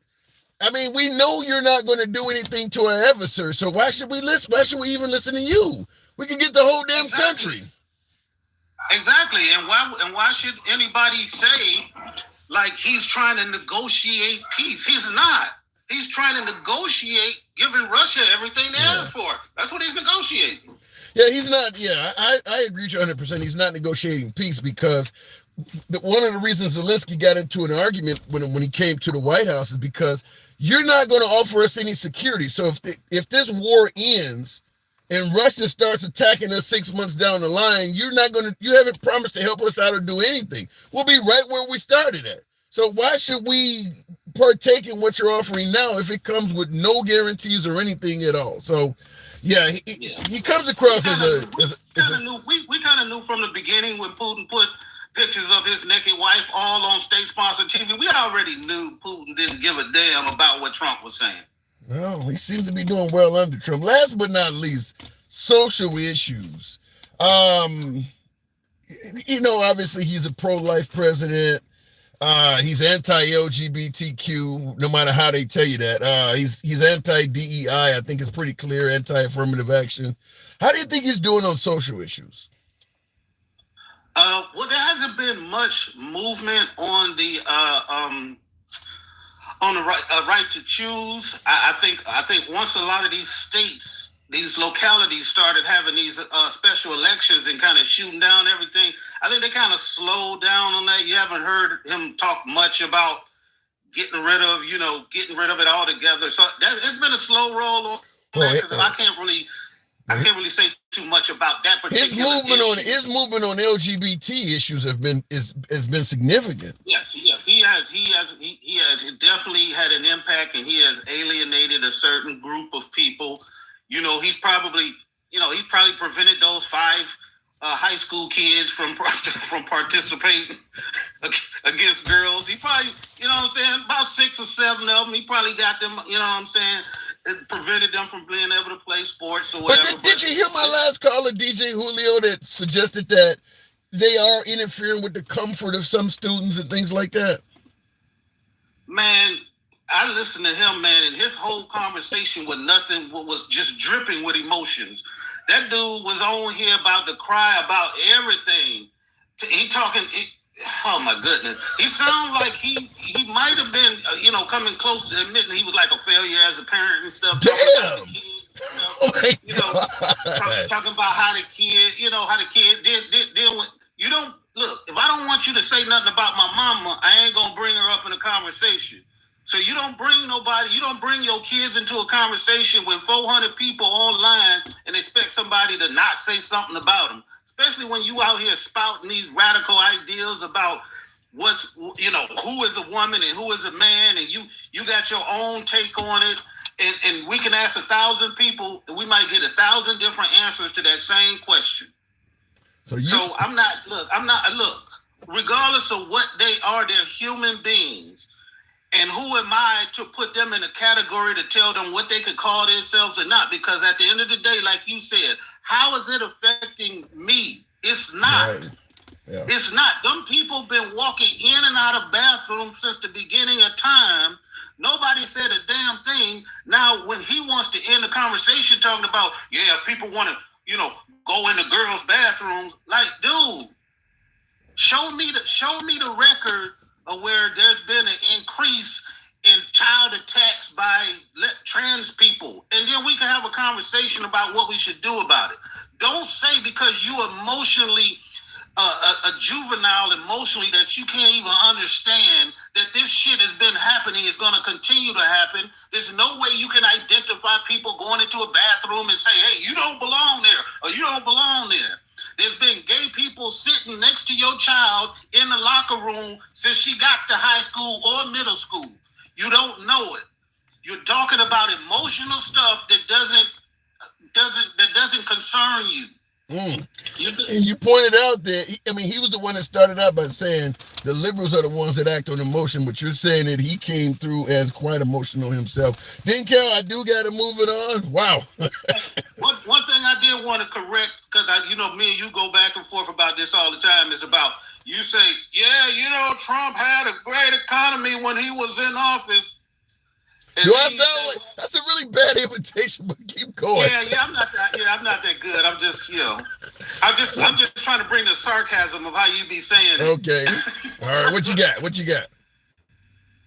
Now, the thing about when he came into office, and people are saying, yes, it was Obama's economy. If you look at the trajectory from the unemployment rate, he started out, when he came in after the housing crisis, he had it was between 10 and 14%, the unemployment rate when he came in. By the time he left, it was like 4.7. Okay, so that trajectory, once Trump came in office, it went from 4.7 down to, at its lowest, 3.5. Okay. So it went down 1.2% the time he was in office. And that's because what he didn't do is he didn't make any structural changes to the economy in his first term. So things kept continuing on in that trajectory. Once he started messing with the economy, that's when we started having the problems with hiring. And then we went into COVID. So obviously we can't tell what, what I'm saying. Right. But if we're going to use the logic, you can't say we had a great economy when we look at his overall numbers and we had a net negative in job hires, a net negative. So less people had jobs when he left than when he started. The economy was in shambles when he left. We can say it's due to COVID. It's due to the pandemic, but you're right. It happened under him, so I'm not going to argue with that. It happened under him. It happened so under we him. Can say the results of COVID ran into Biden. After everything. My guess is if Trump had took the advice of liberals and the likes of Dr. Fauci, those numbers would have been even worse because they wanted everything to be shut down. So, the jobs numbers would have been significantly worse because some states remained open, like Florida and stuff. But if the liberals had been in control, when Trump left office in January of 2021, the numbers would have been significantly worse because nobody would have been at work. Right, but the way I view it is that you had one set of people who were advocating for saving lives, and you had one set of people who were advocating for the economy. So, you can pick your poison. But I just want to point that out. If we're going to say that they're responsible from the day they get to office to the day they leave, Trump had a horrible term. If you look at the numbers, and that's what history is going to look at. They're not going to be like, Hey, well, you think history is gonna say Trump's first term was horrible? I'm saying that people that look into the history books and look into the numbers are going to say yes. They're going to compare it to all of the other ones, and they're going to say, yes, this was probably one of the worst administrations ever. They're not going to take into all of this Trump mania and all. They're going to look at the raw numbers and say this is what he did. I don't know. And he had an insurrection at the end. They're going to be like, yeah. Well, yeah, January 6th is going to be a stand on his record no matter what. I agree with that part. All right, then, Cal, as always. All right. Thanks for coming through. And I will say now, he's if you go surely by the numbers, what Trump inherited from Obama and what he handed to Biden after the pandemic. Yeah, it looks like Trump was a disaster, but I do believe the history books will put that asterisk in there because of the pandemic. So I don't know if they would judge Trump's first term as the worst ever, like he's suggesting. Now, this term is different. If, like, say for instance, Trump's term was the end today, with him having the worst Dow performance since the Great Depression, this term would get some of that criticism, I think, more of. But the first term, I think there's going to be an asterisk put in there because of the pandemic. Now, people will bring up that many believe that he mismanaged the pandemic. There's no denying that, but we'll see. We'll see. That'll be quite a way. I think Trump's second term is going to be more noted in history by far than his first. From his first term, probably the biggest thing, the two biggest things from his first term, it's probably going to be the pandemic and the insurrection or the protest or whatever the hell you want to call it. That's really all that's going to come out of Trump's first term in terms of historical context. It's going to be the pandemic and it's going to be what happened on January 6th. Those two things are going. And then, of course, he was impeached multiple times. That stuff is going to have far more weight historically, which kind of is backing up my last caller, I guess. Without trying to do it, I'm kind of backing up my last caller. But, historically, the pandemic and what happened on January 6th, plus him being the first president to be impeached and all that stuff is going to be more in the history books in regards to President Trump than the economy by far. I mean, think about all of the presidents we've had. How often do they really talk about the economy of them? You start talking about, some of the presidents, 50, 100 years. I mean, even George H.W. Bush, read my lips, no new taxes. Do you really hear people discussing his economy? I mean, the economy, it comes and goes. But something like being impeached twice or having the Capitol building overrun, that's something that doesn't happen as much. That's going to have more weight historically, I believe at least. Anyway, looking in the comments and tap the screen. Get me on up to 70,000 on the likes. Smash that like button if you're on YouTube. 34-time convicted felon ran for office to stay out of prison, says Benny Loco. The fact that he got convicted. Yeah, I guess it didn't count. But Scully, you might be right. There's a lot of negative issues there, and I don't think that 50 years from now people are going to be talking about it was a witch hunt and all of this. It's going to. It didn't count, maybe so. Looking in the comments here, Trump was never impeached. They tried to impeach him, but not successfully. He was impeached, Jonah. He was impeached. Getting impeached is kind of akin to being charged with a crime. Getting kicked out of office is the sentence. You can be impeached, but not kicked out of office. Obviously, the Senate, like with Bill Clinton got impeached. Nobody says he was not impeached. He got impeached. He still served out his term, but he was officially impeached. So I don't know if you're getting that one right. Trump was impeached twice. History will tell you that. I don't know where you're getting that he wasn't impeached. This is an interesting one. It says, you look and act like a sexually frustrated gay man. I don't block ban or censor. I mean, obviously that adds nothing to the show, but I did read the comment for the comical value. Let me go back to the box. We'll continue on with Nicole Gooden. Good evening, and Nicole, welcome to the program. Judging Trump, border, economy, war, social issues. Let's start out with the economy. What do you think Trump's doing on the economy? Are those? Is that laughter of happiness, tears of joy? He's taking us all to the poorhouse. What the fuck? Oh God, he's ruining our economy. He is absolutely. He is the dumbest fucking president we have ever had in our lives. And the fact that I had to listen to some of this shit that just came up before, like, it's ridiculous. What about While you was talking, huh? What about the wait and see approach? Is it possible, as some would suggest, that he is playing chess and people like you are playing checkers and you don't realize it? This motherfucker don't even know how to play chess. He don't know how to. Man, are you fucking kidding me? This is such a fucking joke. Like, I feel like when I go out of the country, I'm so embarrassed to say I'm from America because this shit is ridiculous. Like, literally, people are laughing at us. They don't take us fucking serious.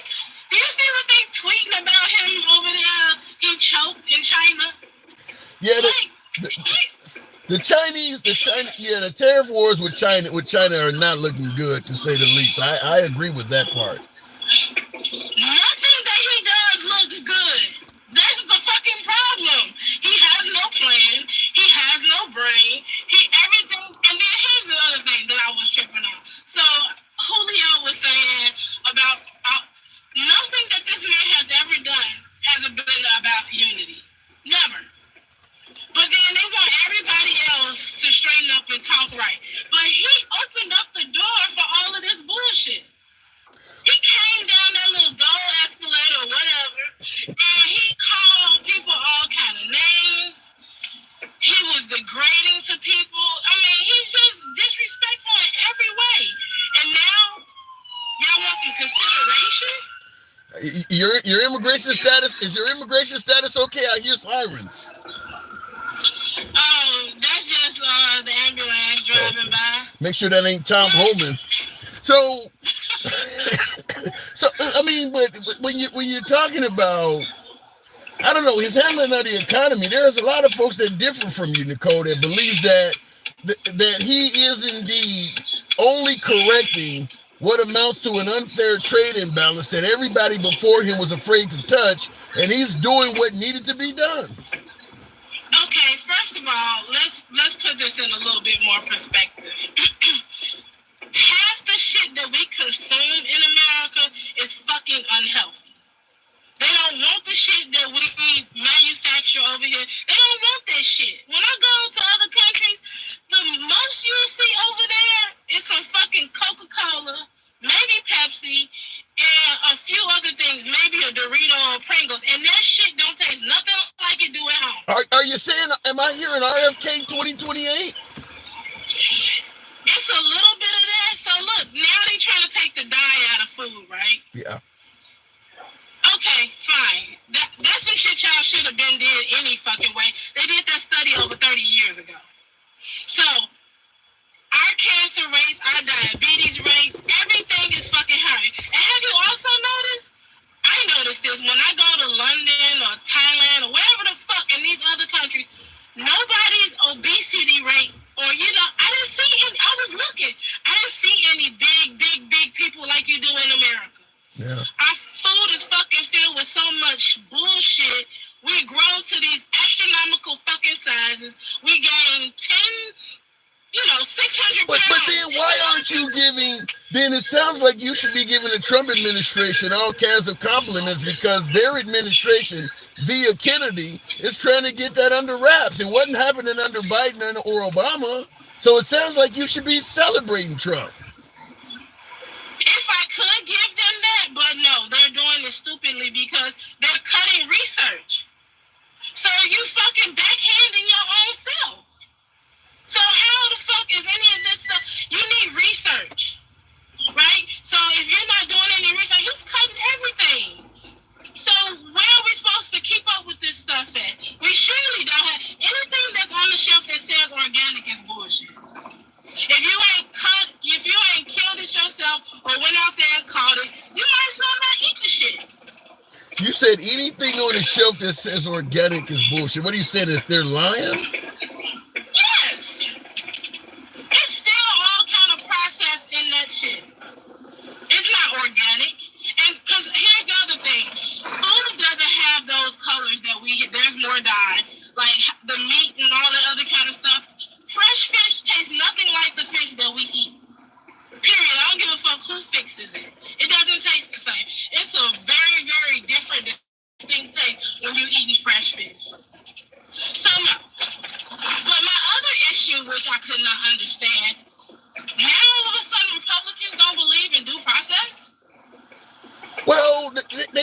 in due process, they're suggesting if you enter this country illegally, you have no right to it. That's bullshit. And while you were talking to Julio, I Googled, because whatever, I was like, let me pull up the Constitution. And I kept hearing people say, which I already fucking knew, it applies to anyone.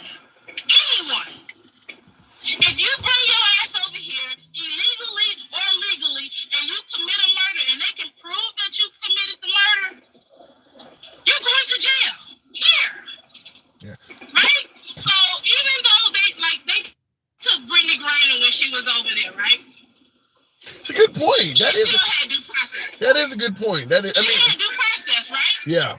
That is true. She had due process. It took them a while. They weren't treating her the best, but she still had fucking due process. Yeah. Then why do you believe MAGA in particular believes that illegal immigrants should not have due process? Prejudice, racism. It's the whole point of this whole administration is to get rid of brown and black people. Okay, here's my thing that I feel like is coming. He wants to test the waters, and he continuously tests his bounds. So if I can get away with getting rid of these illegal gang members, then I'll push the buttons on some of these legal citizens. He already said that he wanted to do some homegrown people. What the fuck? He did say it. So if he will take their rights from them, what does he care about taking the rights from other people? It's just one more step. Yeah, why are you doing that? But here's what I don't get. You seem certain that Trump is going to take the rights of citizens, yet MAGA has a completely opposing opinion. Why is it that you see this and they're telling you what you're saying is full of it? Because they don't want to. The same way that they would never accept a Democrat doing half of the shit that he's doing. Never. Yeah. And you would never allow Biden or Obama to sit up here and flip-flop the way this man does. And to sit up here and ruin relationships with all of our allies, that's some bullshit. I think he said today earlier that Crimea was going to Russia. What fucking president says some asinine shit like that? Well, he believes that the Ukrainians, by threatening to become part of NATO, started that war, and they're responsible for it happening. Yet again, some more stupid shit. This is the chess player, right? Okay. So let's play chess. I'm gonna tell you what my next fucking move is, Tim. You won't beat me because I'm gonna tell you what the fuck the next move is. What? He says that, well, they don't have any cards to play because you took all their fucking weapons away. They sitting up here trying to defend themselves, and America is not doing anything for help. Like, are you fucking kidding me? When Biden was in office, they were giving up a good fight. They was regaining some of their land, doing whatever. They were surviving. At this point, they wanted that man to get on his knees right there in the Oval Office. Damn.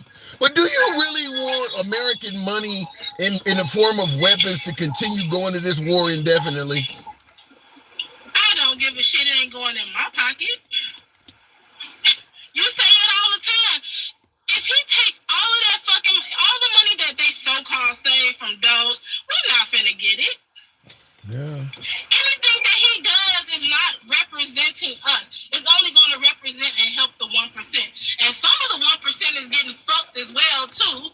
But, hey, Elon is getting everything he deserves right now. He's getting contracts, but Tesla is suffering. Yeah. Well, we don't know to what level that Elon's getting contracts, but he seems to be totally okay with what's going on. So, being around that administration is a good place to make a lot of money. Let me ask you something. Have you ever considered getting involved in anything else other than the American dollar or what's going on, like crypto or anything? I started to buy some of his DJT because I knew that bullshit was going to go up. But, I mean, I'm never really into crypto because I kind of feel like Bill Maher on it. I feel like that's some bullshit. Yeah. But, people are using it, but no. I've been maybe somebody else versus dollar, possibly, because our shit is going down slowly but surely. You can you foresee financial damage to this country that you're perceiving that Trump has done things financially damaging? Do you see that as being permanent though? I see it as long as he's in office, yes. If we don't get him out of office, I see our lives being changed dramatically. What if JD Vance comes in there in 2028? He doesn't have the love or the support of MAGA or the Republican Party. He's just a radical. I agree with that. I definitely agree. I don't know. I mean, really, is there anybody that has that kind of love and support? No, but I saw on Twitter the other day somebody had an Obama 28 hat, right? Okay. And I was like, he's probably still the most popular Democrat. Oh yeah, by far. Right. But he can't. And they were saying that since the Constitution doesn't matter, which I've already told you, the Constitution doesn't matter because you hear them explain away why it only works for citizens and not non-citizens, which is such bullshit. And here's the other thing. If he does it to someone else, why would you want to take the chance of him not doing it to you? That's a great question to ask. That's a really good question, but like they could snatch Julio ass up just because his name is Julio and send him over to El Salvador, and then what? oh my God. Just saying, we're not doing this diplomatically. Maybe you got a few tattoos too many, or this looks like some other bullshit. So we snatch you up and send your ass over there to El Salvador, and then we can't get you back. But your children, your daughter's here now. She's in the room with a bunch of gay people and trans, and you can't protect her. So I mean, what the fuck? Like, I don't want to see. I don't want to get hell get on. Like what? I don't see how you can sit there and say you don't want due process. I want to be able to fight my ticket. Yeah. I don't want you to just send me a bill and say fuck it. You got to pay for it. I want to be able to contest some shit. And he did say it's not like we can give all these people trials. So he's already indicated there's too many people to give them all a trial or give them all a court case. So I got to move it on, though, Nicole. But that was funny as hell. So his daughter's sitting I would love to hear his answer for that because, if he's still on the show, please let me know what happens if they snatch your ass up because that's what I thought had happened anyway. All right. Appreciate it, Nicole. All right. Thanks. All right, moving on with the program. Oh my God, that was a dig at DJ Julio. I'm trying to get my YouTube horizontals. The camera's all acting up here. Continuing on though, then get more judges. Well, I don't think that it's a matter of judges. I think Trump, like anybody who is in power, you don't want to be. You don't want people to be trying to hold you accountable or trying to have the ability to fight against you. I don't think Trump wants them to have due process, whether we can hire judges or give them all trials or not. I mean, the goal isn't to do that. The goal is not to give them that because I do believe that if all of the folks that we sent to El Salvador, if all 300 plus of them that we sent down there to that prison were to get due process, you'd find a lot of people are there that shouldn't be. It would be a lot of people. I think any court, even a court in a blood red Republican area, will probably come to the conclusion that a bunch of them folks do not belong down there. And here's what I don't get. Even if you believe that they're gang members in America or one of the crimes they committed is entering this country illegally or whatever the case may be, they haven't committed any crime in El Salvador. Why are they in prison in that country? They didn't commit any crime in that country. So why are they sitting in prison over there? Because we normally speak out against countries that wrongfully incarcerate people. That Bukele, the leader, the president of El Salvador, or prime minister, whatever his title is, but Bukele he's locked up folks with no due process. I don't think any of the people in that prison have received due process. They're just driving down the street. If you got tattoos or look suspicious, they rounded people up. And America's buddy on television with a guy that does that to his own people? Make that make sense. We've always criticized folks that were against democracy. He clearly is not exercising democracy in his country, and we are deliberately sending people there to him to do to them as well. I don't understand it. We always been against that kind of stuff.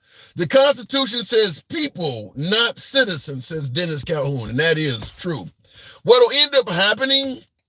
Probably. I think it did already happen. The Supreme Court has already ruled that they get due process. So I was going to say what'll end up happening is it'll go to the Supreme Court, and they will have to interpret whether the Constitution meant for folks to have due process or rights, even if they didn't have citizenship. But if I'm correct, that already has happened. And they've already told the Trump administration, you got to get these people due process. You can't just be sending people away based on their citizenship status. Because then you would have to add in provisions for stuff like, well, if the person is here on a legal business visa, if they're legally here on a visitor's visa, coming in the country for a weekend to go check out Las Vegas or to go to Disney World for a weekend, they're not a citizen. Do they not have rights? So if you come to the country for a week to tour Disney World or something like that, and somebody break in your hotel room and steal every damn thing you got, well, you don't have any rights. So we can't file a case for you. So you'd have to put all of that in there if you're going to say that people's rights are based on citizenship status. So I don't think I think the Supreme Court has already kind of cleared that up, but MAGA still disagrees that you should have any rights at all if you're not a citizen. Anyway, going back to the box, you said legal, not illegal. Even illegal though. Fake news, like the name, fake news says you said legal, not illegal. If you are in America illegally, you still have rights. I always bring this up before I go to the next caller. And by the way, tap the screen, get us on up to 80,000. Tap the screen, get the likes on up, smash that like button if you're on YouTube, horizontal, YouTube, vertical. Americans enter other countries illegally all the damn time. All the time. You ever watch America's Most Wanted back in the 80s with John Walsh? How they would be looking for fugitives that ran into America. Every time an American enters another country illegally, they get due process. Why are we suggesting that if people enter our country illegally, they get no due process? So that right there doesn't make any sense, because Americans have been running from everything from the FBI to the U.S. Marshals, the ATF, or even their own local police. American citizens, red-blooded American citizens, have been running from the law ever since this country was founded and running into either Canada or Mexico. And every time they get caught, meaning they have entered Canada or Mexico illegally, they get due process. They don't just get sent to some prison without any court case or anything. Has that ever happened to any American at all? Americans enter tons of countries illegally. So I don't understand why we, claiming to be one of the most civilized, free countries in the world, think it's okay for us to do it. That puts us in a whole different light. You know how many people we've criticized for committing acts of inhumanity? We've even started a war with Iraq, suggesting that they don't treat their own people right. Or Slobodan Milosevic over in Yugoslavia, if I'm correct, or Serbia. And now we're going to do it? Talk about being hypocrites. Wow. Going back to the box, though. Tim, go live in those due process countries. You know it's not true. Bullshit, it is true. Bullshit. There's a million examples of folks, American fugitives, being caught in, I think, what is his name? Dog the Bounty Hunter? Did he go down to Mexico and bring somebody back? I know John Walsh from America's Most Wanted did it several times. Bullshit. They do give us due process. They've been doing it the whole damn time. Look what's happening to some of those Americans that have entered countries illegally. I don't know any American that has entered a country illegally and been treated like Gilmar Abrego Garcia.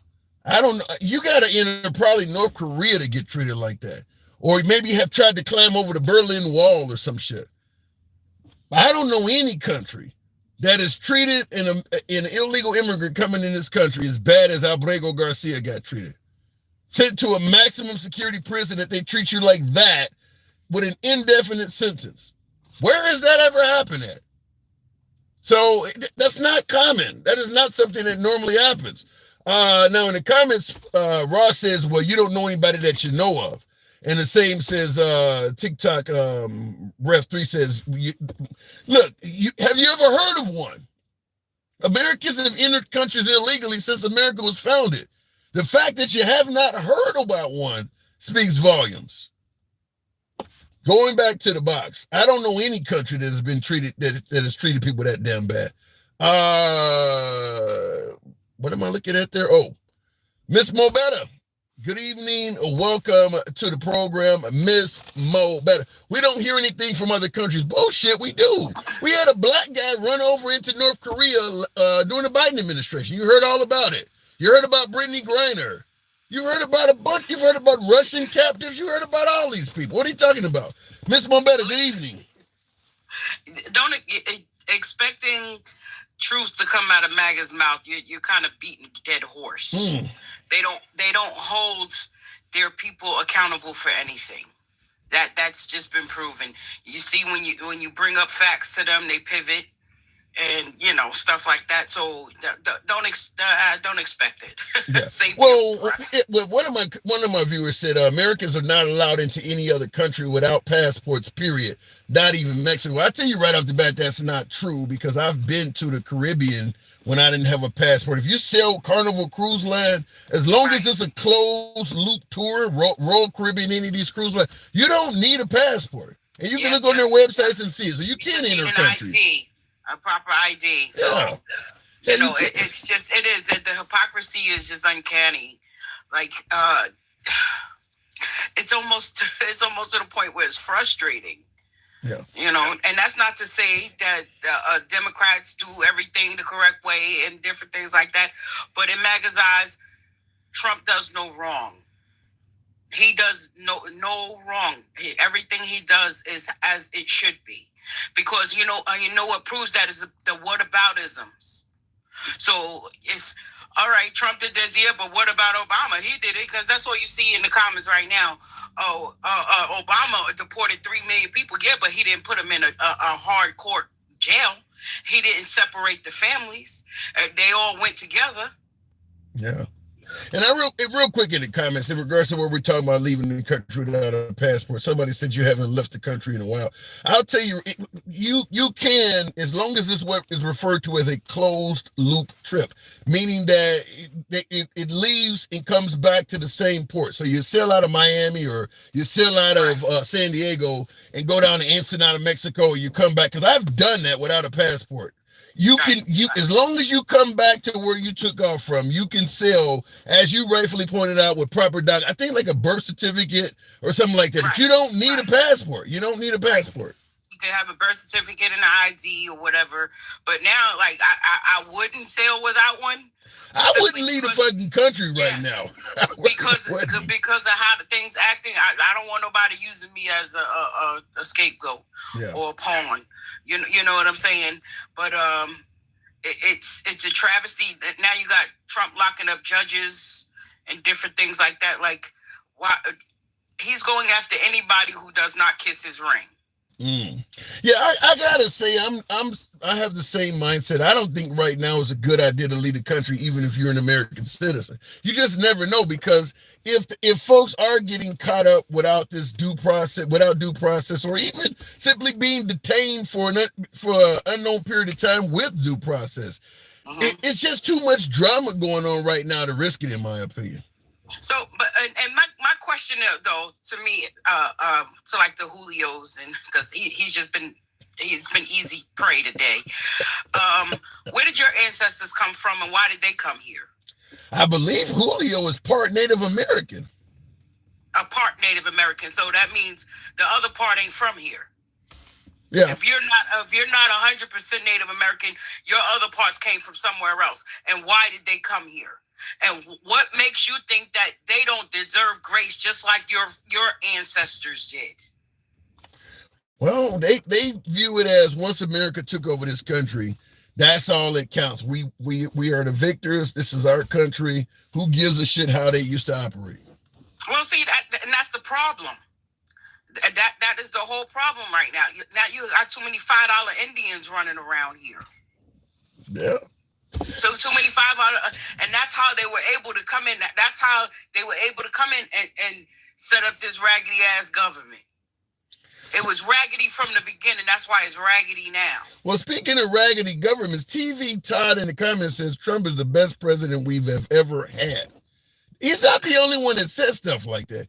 No, listen, we got MAGA, we got liberals, we got Republicans and Democrats. But what do you think leads somebody to say that Trump is the best we've ever had? Like, what has he done? But I need him to explain what makes him the best president, because from what I'm seeing and the numbers that show under Trump, he's in the negative. Yeah. So what makes him the best president? Because you know why they think like that? Because he gave them the battery to say what they've been feeling for so long. You don't like a certain demographic of people. You understand what I'm saying? So they want to be discriminative towards certain people, and Trump gave them that battery. You can go after LGBTQ people. We take away DEI and say that you were only hired because of your color of your skin. He gave them the battery to say asinine things like that. You know what I'm saying? So what are you suggesting? He demonizes people, and they feel the same way. That's how they've been felt. So what are you suggesting, that Trump, by electing Trump, we've kind of normalized hate or something?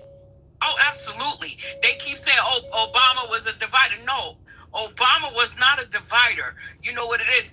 It's the real racists of this country was so up in arms that they seen a black man running this country. They was like, what in the hell is this country coming to? And that's how most of them feel. I was told by most of them feel that way. And Malachi, if you don't know what a $5 Indian is, you need to go do your research. It's that some white Europeans, they're not even American, white Europeans went to the government and paid $5 to claim Indian status so they can claim eminent domain on this land. That's how a lot of this land and stuff was stolen from $5 Indians. Go read about it. So with the idea that, okay, because you mentioned Obama, and you're suggesting that hate may have originated because we elected a black president. A lot of folks would suggest that shows that America is post-racial and has gotten over racism is because we elected a black president. Yeah, right. It's just because a lot of people, when Obama, a lot of people wasn't really into politics as strong, and the peoples that actually supported him came out in droves. That supported Obama came out in droves. So then once Trump ran, they came out in droves for him too, because it wasn't that they was pro-Trump, they were just anti-Obama, just like with Biden. They did. Well, but I think, in Obama's case, I do believe there was more anti-Obama, but in Biden's case, people did believe he was screwing up on things and he didn't have, his cognitive abilities were just not there. I mean, you would admit there was some legitimate reasons to not like Biden, right? Well, Biden, he was declining. He was declining thing. I think he had the mental capacity, but physically he was declining along with his age. He's up there in age. Yeah. You know what I mean? I wish he had stepped down a little earlier, because if he had Kamala would have really tore Trump's ass up. Well, you think Kamala Harris could actually beat Trump? And I see the comments. I absolutely believe so, because like I said, she didn't lose by much when she lost to him. I see the comments. Once the numbers came out, she was 1.9% behind him. So you have to include the people that sat it out, that didn't vote or whatever, or voted independently or whatever. Trust me, she would have beat him. And I see in the comments, Black Boss is asking, his name is Black Boss, can you please have sensible people on your platform? So obviously someone's not a fan. But tell him to shut the fuck up. How about that? Sensible that. Sensible that. Shut up. Go color or something. color. Wow. Color or something because you whatever. But when you say that Kamala Harris, if she had enough time, my guess is if Biden had stepped down, let's say Biden kept what people believed he promised to do, be a one-term transitional president. I don't think Kamala Harris would have got the nomination, Mr. Mobetta. I think another liberal would have ran. She would have been running against other liberals, and we see what happened when she did that last time. She did very bad. I agree. I agree that was possible. Absolutely. That another.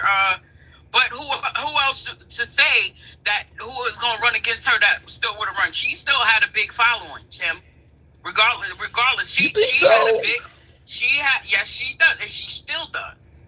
Believe it or not, and for people to say that she lost every swing state, we already know what Elon put the fix in. So we're not even gonna beat that dead horse.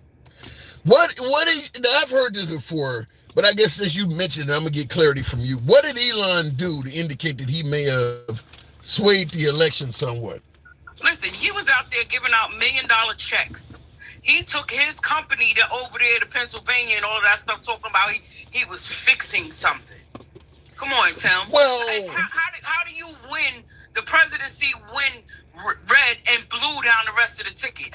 That's just, come on. That just don't work like that. That's not how that works. Well, to me, you almost sound like the Republicans talking about when he stopped counting votes and then in the morning he was losing. I mean, suspicion doesn't equate to cheating is the point I'm making. I haven't seen any proof that. Go ahead. No, I get. I get that. Okay. I get that part. But again, MAGA needs to come up with that too. At least we didn't go to try to start an insurrection. Yeah. Well, I heard that was a peaceful. Steal the government. I heard that was a peaceful protest. That was a love fest. Yeah, okay, love fest with all the people going to jail. If that's the case, no, they called it Antifa because. So my question again to MAGA: if that was Antifa, why did Trump pardon them? Because there was a witch hunt. They were thrown in jail without due process. Some would say. That's what I heard. Full of shit that is coming out of their forehead. But shout out to my boo Mike in there. I'm gonna give him the rest of my time. All right, Ms. Mobet, I appreciate you coming up. Thank you. Yep. All right, moving on. By the way, tap the screen, get the likes on up to about 85,000. They did not arrest Antifa. No, I have not heard of any Antifa being arrested in regards to January 6th. None. And I know some of the right was saying it was Antifa, it was Black Lives Matter and all this other crazy stuff, but no, I did not hear that. Obama couldn't run another term. The people did not come out to vote Trump in because of Obama. The people voted against Hillary Clinton. Okay, you're talking about the first. Okay, yeah, I agree with that. Obviously, Obama could not run a second term, and there was a lot of hatred, for lack of a better term. There's a lot of hatred towards Hillary Clinton, so I agree with that. That's what they do. They claim the left is doing something without evidence and use it to justify doing that BS. You're talking about January 6th. The blind leading the blind on this show, says Samuel Smith. Samuel, if you have TikTok, come on over to TikTok, the handsome liberal, I'll bring you right up. You can correct me all damn day. You know I don't block, ban, or censor. We're MAGA friendly. You don't have to have the same opinion as any damn body on this show. We're all about free speech. Left of Bernie Sanders to I'm having dinner with Q. We cover everything in between. So if you enjoy this type of dialogue, where everybody gets to speak and it's not a damn echo chamber with the host trying to dictate how you should think or talk, damn it, you're in the right place. Follow the program if you're on TikTok, a subscription on YouTube if you will. January 6th wasn't peaceful. Are people that delusional, says Bahamian Greek. Well, Trump says it was peaceful. Trump says January 6th was a love fest. So understand that. All right, going back to the box, we go to Mike. Good evening, Mike. Welcome to the, wait, what did I hit? Oh, Rich Homie Quan. That's a dead hip hop artist, ain't it? Some type of way. All right. It doesn't look like it's going to bring him up. We'll keep it moving if it doesn't bring up. did White K, the founder of BLM, took the money and bought mansions. You know, in regards to the whole notion that, and I'll give the box a time to reset, but the founders of BLM taking money and running, that happened. That absolutely did happen. That is corruption. Money donated to Black Lives Matter or whatever was taken and used for personal causes. I'm not here to argue that, but let's be clear. Black Lives Matter is a movement. It's not a foundation. So the money that was donated to BLM went to the BLM Foundation, and they use it for whatever. They should be charged with a crime and dealt with appropriately. But BLM, the movement, is people showing up to protest what they perceive as injustice. Just like I've been to Trump rallies, I've been to BLM gatherings as well. Nobody was raising money there at all. The folks that organized BLM, the foundation that collected money and spent it on themselves, the average person at a BLM gathering don't even know who the hell those people are. They don't collect money at BLM protests. They don't preach fascism or any of this other shit that's used to demonize the BLM movement. That's something else. It does not come up at any BLM gathering. They're talking about chokeholds and bad cops and shit. They're not talking about raising. Most of the people ain't got no money to give. So I'm not here to downplay that folks who claim to be the organizers of BLM took money, but that doesn't reflect at all on the average person at a BLM protest. Let's try it again and tap the screen. Get us up to 85,000 on the likes. Tap the screen, get the likes up. We will continue. I thought I saw Mike in there. He must have dropped. We'll go to Feli. Tim, you just rambles about bullshit. Just left his talking points with no sources. Well, you know, it's an interesting point. When we're in the when we're in the makeshift studio, generally there's videos on the screen so I can show you directly what the hell we're talking about. But in the vehicle, yeah, it's not as easy to show you the sources. So, but I tend to think that you're not going to agree with whatever the hell I show you, even if it's Trump speaking. And I see in the comments, Truth Seeker says the same thing, that the left never has sources. You really believe all that shit Elon is saying about saving waste, fraud, and abuse? He ain't providing sources. You really believe all of that shit that came out about the 2020 election was stolen? They didn't provide sources. I still have yet to see Haitian migrants eating cats and damn dogs. So if you want sources, I'm just going to humbly, kindly ask that you be fucking persistent with it or consistent. Trump is giving you all kinds of shit you're running with without sources. But when the left does it, it's a cardinal sin. I haven't seen any of this shit. Sources, huh? We want sources now. Anyway, going back to the box. We'll continue on. Don't know what happened when I'm trying to bring up folks, but it's just not happening today. We'll try Mr. Walter. Let's see if it brings him up. Good evening, Mr. Walter. Can you hear? Hey, Tim. Yes. Yeah, I'm here. Can you hear me? Yeah, apparently I'm a little bit short on sources today. Of course. It's always the sources. Yeah. You ever notice that, and I'm not trying to be mean, but you ever notice that the people who are strict MAGA people are just abject, reject any kind of actual evidence. And it's really all about their feelings. I mean, it's really just about, their loyalty to this thing. I don't know what they think of the thing. I think half of them are just burning the libs. Half of them are fucking stupid. I really don't know, but they're not really able to condense and accept reality. I mean, it's disheartening, to put it in the mildest fashion. Well, I think the issue is the right, or at least MAGA, is heavily invested in Trump. So I think they will accept reality, but it has to be, for the most part, Trump's reality. Yeah, exactly. But I mean, even when it comes to rejecting the Constitution because Trump says this or that, they're fine with that. And it's just like, we talked a few months, since this thing's happened, about Trump being a dictator. You see where it's going.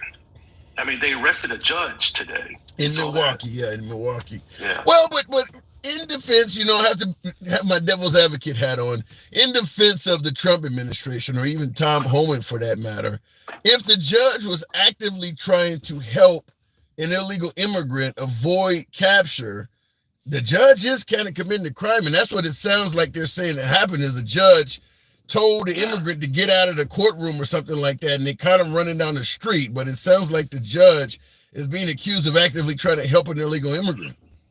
Well, yeah, that's what they're saying. But from what the reporting I've read, which I think about 2 stories. The first one was the judge said, do you have a warrant for this action? And they said they do. And then what they presented was not the correct warrant. Okay, so legally not the right warrant.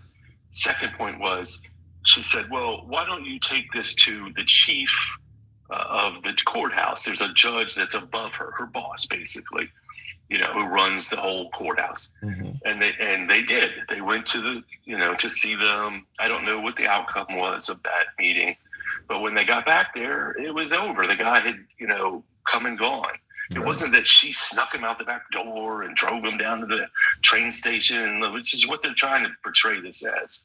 This is an adjunct power grab from the executive to the judicial branch, which they've been pushing this envelope. And, this is the left's fears about this becoming a dictatorship. This is another step, another advancement of that fear. Yes, it's interesting you frame it that way, because you're right. I heard that she was I only heard a little bit of it, working my day job during the day. I didn't hear it, but the way you're making it sound like, yeah, it does sound like they're kind of railroading this judge. I'm going to have to... Go ahead. Yeah, this is a judge, a career judge. She's not going to be doing anything illegal. She basically said, do you have the warrant? They said yes, but they presented a warrant that wasn't the correct thing for what they were trying to do. And she said, all right, well, take this to my boss and he'll decide. They did. They came back. The guy had come and gone with his business. And that's it. So, my point being is that they're overstepping at every chance. But, just like with China, and you saw where Trump backed down from the legal challenges against people who were here on visas, for student visas, and they're not going to deport them. Yeah. So anytime, this is my hope, anytime people push him, they back down. China has slapped him like a bitch. I mean, they have played this guy. They're like, oh, really? Okay, fuck you. You saw where they canceled like 12 metric tons of pork shipments that were coming from the U.S. No, I didn't hear about it. I know they canceled the contract. I mean, they canceled buying Boeing aircraft. I know that much. They're targeting red states. They're targeting red states just like a lot of other countries are doing. And, you're talking about, let's put it back on the grade. What grade is it given? What do you think the standing of the world the U.S. has gone from? I would say probably at under Biden, we're probably at a B, right? We gave a lot of money. We helped out Ukraine, our allies. Maybe Russia would give us an F. But the rest of the world, we were at least a B. Yeah. I think that a few things have happened to greatly degrade our view or the view of America from other folks around the world. Obviously, Greenland. And, let me just say it this way. I don't think in all of these cases they view America more negatively now. I think a lot of these folks, because of social media and having access to so many American citizens like TikTok. I've talked to folks in Greenland. I've had folks on from Ukraine. I've had folks on from most of these countries, Canada and all these places. Even Panama down there, I had somebody call in. So I will say that I think because they have access to us citizens, they're blaming Trump. They're not blaming America. I don't think a lot of these, like Greenland and these countries, they know, as you mentioned, they're targeting red states. So they already know a lot of Americans do not agree with what their government is doing. They just don't have any control over it. Yeah, I think that's, most likely the scenario. But I do think the sentiment in general is fuck off U.S., We're not bringing our. I think I saw where travel to the U.S. It's gone down from some cases at least 25% to like 65% less. I would like to see what's going. Like to hear what Disney World or Las Vegas, tourist areas where these people particularly come. Niagara Falls has a lot of Canadians. I would like to hear what they're saying, but you are right. Tourism is dropping substantially because some countries are outright issuing warnings to their citizens. And exactly. We dropped on that, and that's just a drop in the bucket. The bigger thing is all of these countries are aligning themselves with not U.S. companies, not U.S. Business. They're moving their business to South America or wherever. And this is a domino. It has not even hit us yet. Even these tariffs haven't hit us yet. You come June, July, and you start seeing what the actual tariffs, start, the thing is that Trump's playing his checkers with these tariffs. The other countries have said, no, we're not fucking around, especially China. So, because I get every time we're having conversations like this, MAGA has a completely opposite opposing view. And I want to ask you about this. Like Marlo Kohler in the comments says, take your anti-American socialist left globalist agenda down the road, bro. Y'all want to whittle the president down to allow costs or something like this. Says good luck, MAGA. Now it's aimed at likely both of us, but why do you think that MAGA has such a favorable view, even with the Dow performing, as they say, the worst since the Great Depression? Why do they see the light where folks like you see nothing but darkness? My guess is that, the first answer is because they're in a fucking cult and they can't admit it. They can't admit that they're fucking too dumb to see it, or whatever the case may be, why they won't be able to see it. The other is it hasn't hit them yet, and it will. And that's, and honestly, I don't expect like that person or any of these like diehard people to ever admit, because it hits them in the ego. They can't admit it. They've gone full in. They put all their chips in on Trump. And it takes, this is what I was going to try to get back to. The other thing is, I think a lot of these people have zero emotional intelligence. And that is a term, I don't know if you know this term, but it basically means to be able to assess situations for what it is.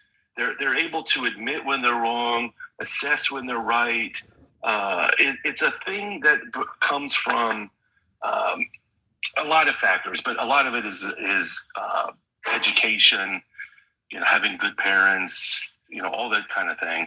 But so you're saying that MAGA is so locked into Trump that even if he does something that's wrong and they know it's wrong, they're not going to admit it. I mean, you've heard it tonight, have you not? Just based on the stock market alone, and that is directly correlated to Trump's tariffs. And if people say, well, that's not really the case, well, then why is he whiffle-waffling? I mean, he said it's going to be good for the country to put these tariffs, and then he puts it off, and then he feigns that he's going to put it back on. If it's good, it's good. If it's not, it's not. This guy is playing checkers. He is not playing chess. This is what happens when you hire incompetent people who are not smart enough to do their jobs. Pete Hegseth, the list goes on. Peter Navarro. I mean, this is where this is coming from.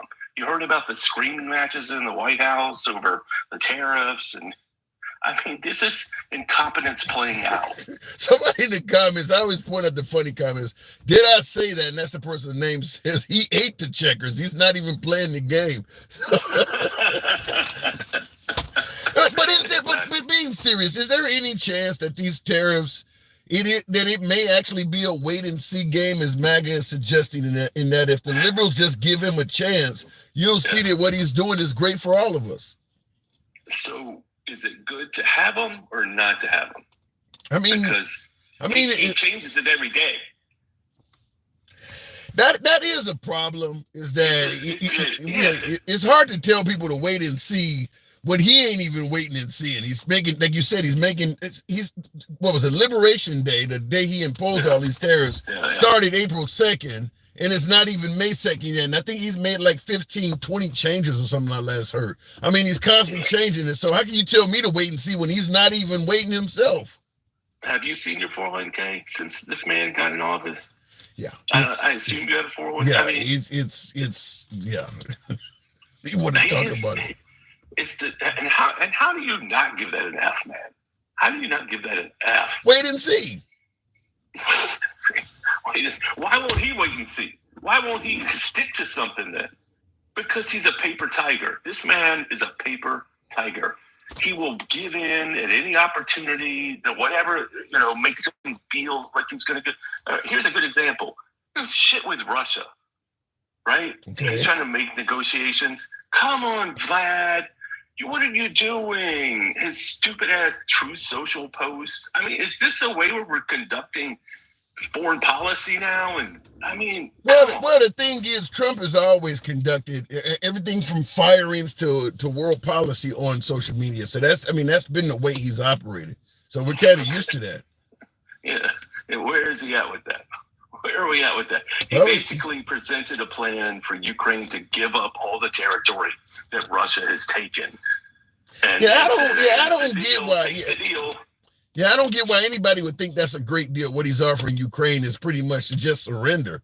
I mean, he ain't offering Ukraine nothing. Ukraine has no reason at all to look at that as some kind of decent offering. No, and probably what will happen is, the European Union will start giving more to Ukraine. We'll see what happens, but with them bombing and Russia has no skin to make a deal. They only have the upside to continue with this war. Yeah. There's no threat from us, and that's their threat. That's the real threat. So that does appear to be the case, but Mr. Walter, appreciate you coming through. Thank you. All right, I appreciate it. Thanks, Tim. Always a pleasure. All right, moving on with the program. By the way, tap the screen. We're gonna try to get up to 90. I think we can make that happen if you guys tap the screen. Give it a good minute of tapping, help out the algorithm. Tap the screen, get the likes up to about 90. Alexander Hamilton started tariffs in 1784, and then the bankers started the Federal Reserve in 1913. I think here's the point or the problem. MAGA is suggesting that, tariffs have always been around, so what Trump is doing is not that bad. Like what I was suggesting with my last caller, if the tariffs are not that bad, why is he making so many damn changes? And it's not like his changes are part of some negotiating strategy, which I've heard from a hell of a lot of Trump supporters. Well, he's negotiating. If the other side is not sitting at the table, you're not negotiating. That's like me showing up to your house and pointing to the street and saying, you want to buy this Chevy? I'll sell it to you for $20,000. And you don't say shit. So then I say, well, how about $15,000? You're not even talking to me, 10. That ain't negotiating. The other side is not even offering an opinion. So I don't know how him constantly making all these tariff changes is somehow considered as negotiating. Negotiating involves two people talking back and forth. You're negotiating with yourself? That doesn't make any sense. So the idea that he's negotiating, I'm not seeing it. Now, Trump does state that he has made, not making, past tense, made deals with dozens of countries already. Now, for my beloved MAGA, that often point out that the Democrats always say these things with no sources or whatever. Any idea why he hasn't provided any evidence of these deals he's made? You want to see sources, right? Trump has claimed he's made, remember he claimed this weekend that he was actively talking to China, making a deal in regards to the tariffs. Less than 24 hours later, China said, we ain't talking to this man at all. We haven't had any conversation with him at all. So for folks who suggest liberals provide no sources, eat that. Tap the screen, 90,000, make it happen. He's never made a deal with anybody. He's a fucking liar and a pedo. Damn, who is this? What is the guy name? They Not Like Us. I can't think of it. Kendrick Lamar. Jesus, Benny Loco. Trump don't got to do nothing but keep his promises to the people that voted for him. So he's not the president of the people. He's the president of his voters. I think I'll give a shout out. Let me give a shout out to my female MAGA. It's a lot of females that come on the program and they go hard for Trump. So shout out to female MAGA. Christy Trogdon or something like that says Trump don't got to do nothing but keep his promises to the people that voted for him. So he's not a president of the people. He's a president of MAGA. If you didn't vote for him, he ain't got to keep nothing. He can't do nothing for you. Trump was absolutely bought, says Reed 83. I can't, look, Elon Musk shows up and pays $350 million to the Trump campaign, and suddenly he gets a whole department that he's head of.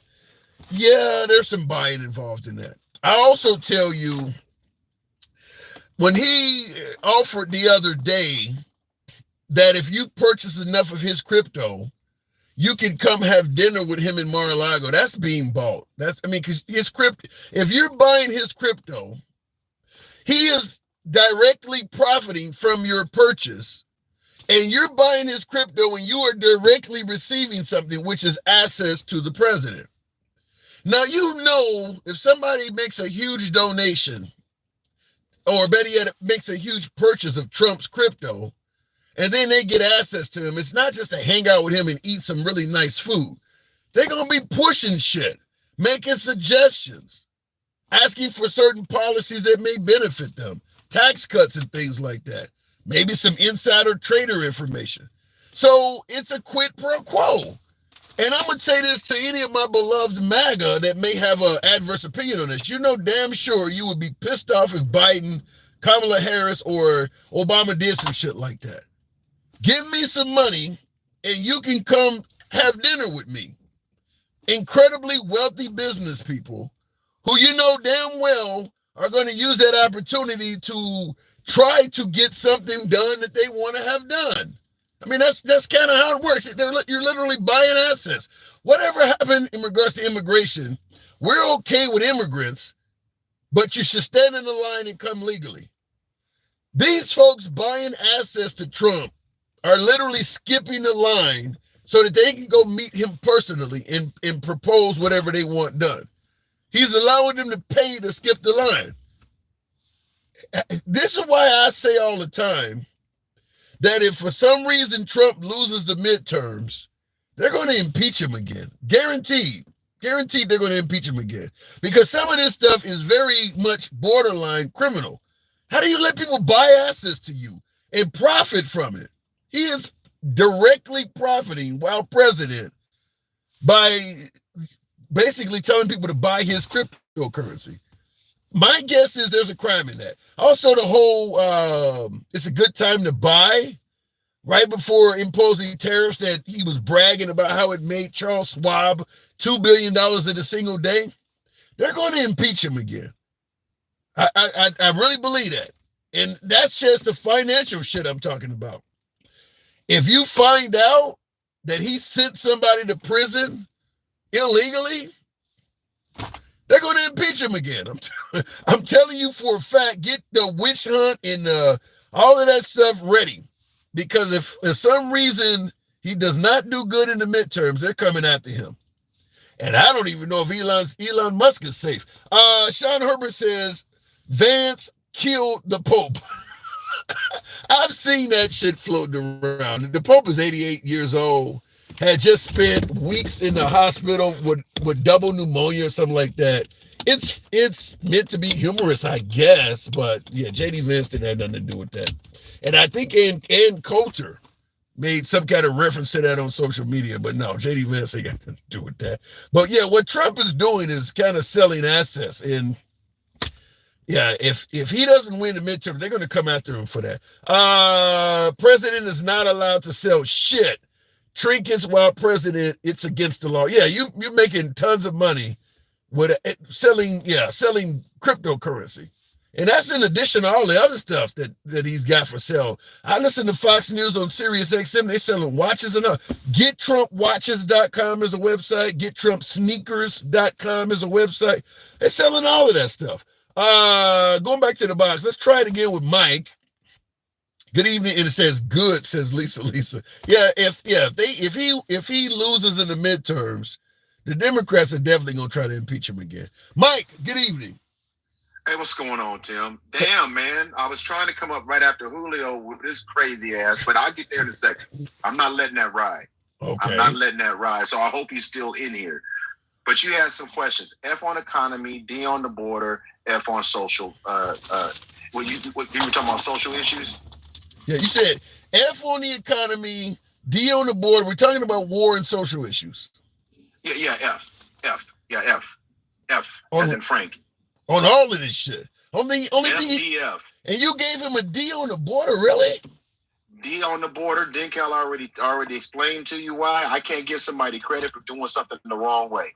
And I'm being nice and giving him a D. Denkel already said it. What? But I want to get to...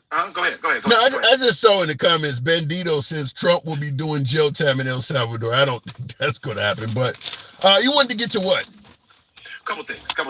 Truth Seeker, because she was in the comments. She's been in the comments. Boy, your comments have been on fire today with these damn maggots. Truth Seeker, because she's talking about we care about due process now. What about J6ers? If they didn't get they can only get pardoned if they've been through the process. Truth Seeker, you're not even thinking. If they didn't get processed, have due process, and get sentenced, they would have never been able to be pardoned. It's a great point. Just a quick thing. That's all. I mean, that's really easy to think. But let's get back to Julio, because Julio lives in South Dakota or North Dakota. South Dakota, right? I believe South, yes. Yeah, I believe South Dakota. He's so worried about transgender. He needs to be worried about all of the white men that are creating so much grape in the great state of South Dakota. Do you know South Dakota has a 55.8% grape percentage higher than the U.S. average? Did you know that? They're 55.8%. The U.S. is 40%. Why is it so high?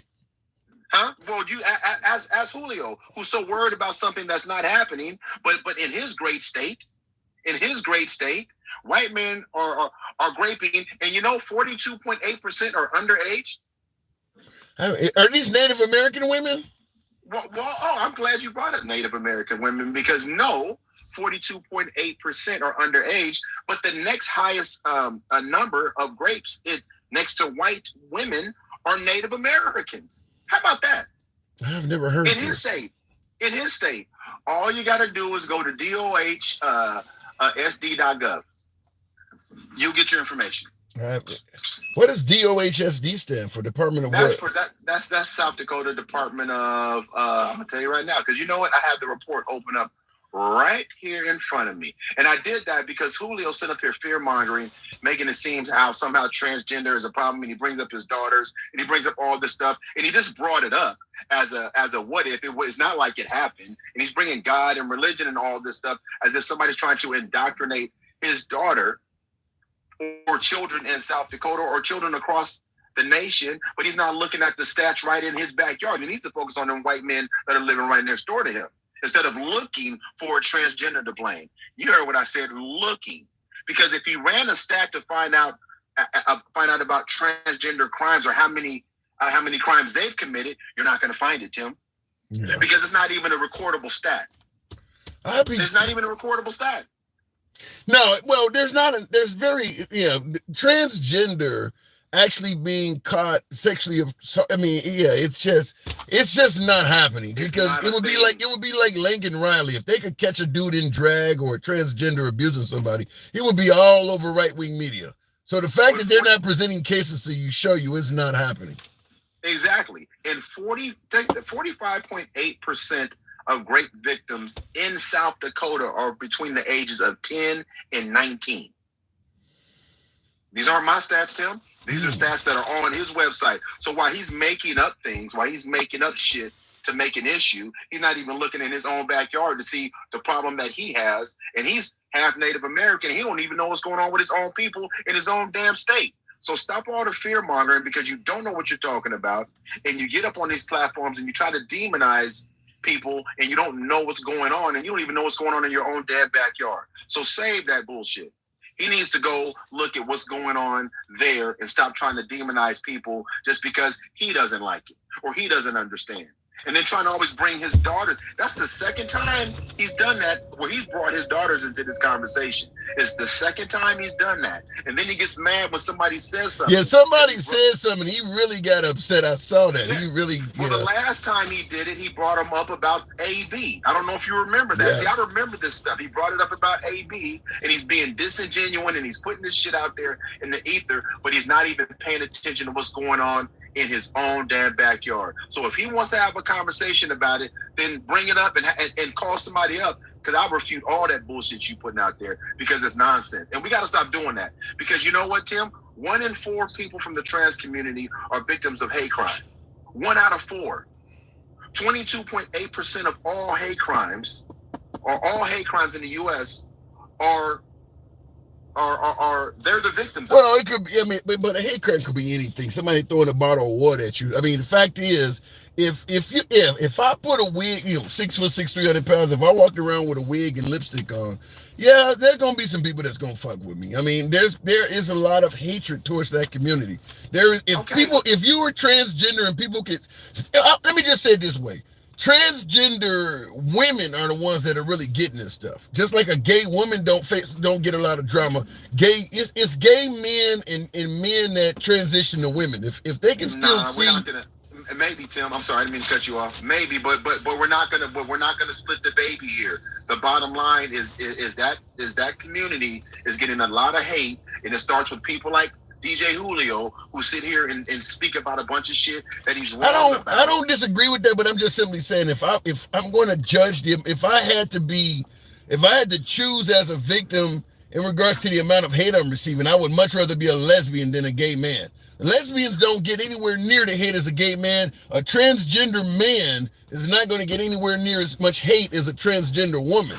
It's the dudes, when the guy decides to go off the rail, he's the one that people hate. That, you know what, Tim? I'm not gonna. I don't know. I don't know. Here's what I do know. I do know that it's dangerous rhetoric. You see how even somebody in your comments right now, Richard, they deserve it. You see, that's the kind of shit I'm talking about.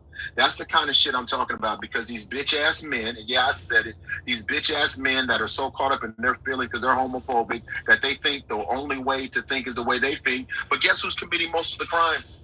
Guess who's committing most of the SA crimes in this country? Period. Straight men. Hands down. Straight men. Yeah. So their problem is within themselves, and they can't get out of it. So somebody else has to be the victim. See, that's the bullshit.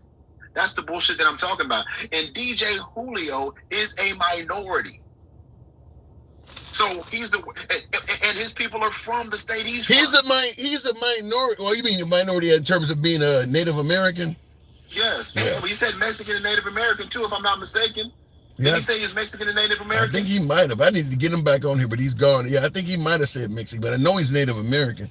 Yeah. And then you want to sit up here on this platform and talk about people that are marginalized already, and then you want to say how they're hurting your daughters and your daughters. You know what's interesting though? That's bullshit. You know what's interesting though? MAGA reacts. He's also Egyptian.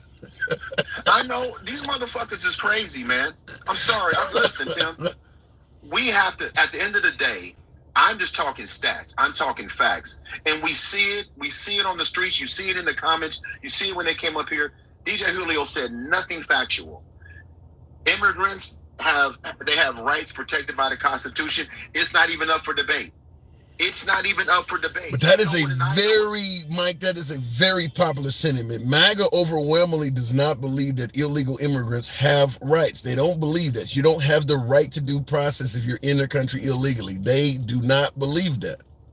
Well, and Trump's repeating it too. Everybody doesn't. We don't have enough to give everybody a trial. But at the same time, all the courts are saying, and they admitted yesterday, there's 4 more migrants that need to be returned because they made errors in those. Did you see that? I heard about another 1. I didn't hear about 4.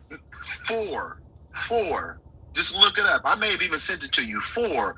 2 of them were protected by a class action lawsuit that they won.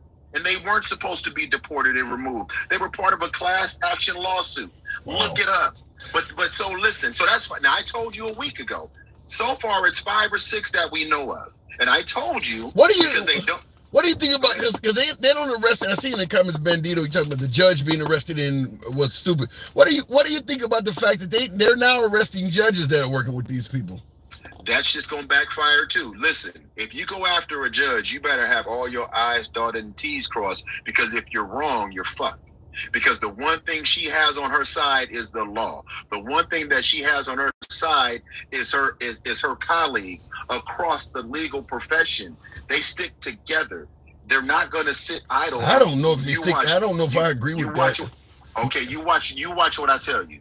Let me say this. If they stuck together, when Trump started going after those law firms that, took Hillary Clinton on as a client or what, those law firms are just doing their job. If they all stuck together, they would not have bowed down to Trump. The fact that you got whole big, well-known, well-established law firms bowing down to him, they ain't all sticking together. No, those are law firms, not judges. Not judges. I'm not talking about the lawyers. I'm talking about the judges. See, because they have a dollar. They did it for the money. Her colleagues are going to uphold the law. You think they're going to sit idle because they know it could be them next? You think they're going to sit by? And if she, listen, they better be right. They better be 100% right on this, or it's just gonna hurt. Yeah, but judges are elected oftentimes. So, I don't know. This is a federal judge. So, but no, I think it was a state judge that was in federal court. It was a county judge. I thought it was a county. Yeah, judge. they're elected. Judge. So if you go against MAGA, there's gonna be this overwhelming push to vote you out. They got to get there first, Tim. Listen, she's already been released on bond. Her attorney's already speaking out. This isn't going to take long for to backfire. They better have their ducks in a row. And up to this point, 100 days in, they have not shown that they got their damn ducks in a row. Well, Johnny in the comments says housing gang members as a judge is crazy work. Again, they're just reading it. Like I said, I'll tell you before, let it all play out. I go by the body of work for the people that have done it. They have not shown that they got their shit together at all. You just got another advisor at the Pentagon under Hegseth that just left either today or last night. Yeah, his chief of staff. I mean, this is absolutely absurd. It just continues to manifest into this thing, and every day is something new. Every day there's a different take on this, and you continue to get Trump supported these cult members, and their cult members, I've been telling you that since we met, they're never going to change. I'm not worried about them. But what we all need to pay attention to is people like DJ Julio that comes up here fear-mongering, saying things because he thinks somehow his daughter's going to see somebody else kissing, and now she's going to have a different change of heart, or sometimes she's going to see two men together. It doesn't work like that, Tim. I mean, what the hell are they talking about? Well, speaking of what they're talking about now, this just came in. I haven't heard it because I haven't. This judge in Milwaukee, according to one of the views, Yashi504, says Judge Kano was actually harboring a fugitive. His daughter was dating him. Bet you won't see that on the MSNBC. Bet you won't see that on the MSNBC caller. So he's saying that. Go ahead. No, he's saying that judge was actually harboring a fugitive. Okay, ask him his source. He said, "Get you won't see that on MSNBC." Ask him his source. Yeah. See, here's the thing, Tim. Because listen, the two things MAGA don't do is any reading or research. Those are two things they don't do because they argue points that aren't even. You shouldn't be arguing, right? We shouldn't still be talking about Garcia. It's been 3 or 4 courts that have said he needs to be back here. He wasn't deportable as with my air quotes. And they're breaking the law, and they want to argue that he shouldn't come back. It's just insane to me. So you can't argue with somebody that doesn't even know what their sources are, or just reading the article. You know, these things are so easy to debunk, and they're wasting our time. And think about this. I'm back to South Dakota again. That's what I'm saying. South Dakota had over 1,347 statutory grapes. How many reported cases of some transgender touching somebody in the bathroom in South Dakota do you think there's been? Probably zero. But I wish DJ Julio, because I would ask his punk ass, how many can he? But here's the thing, Tim.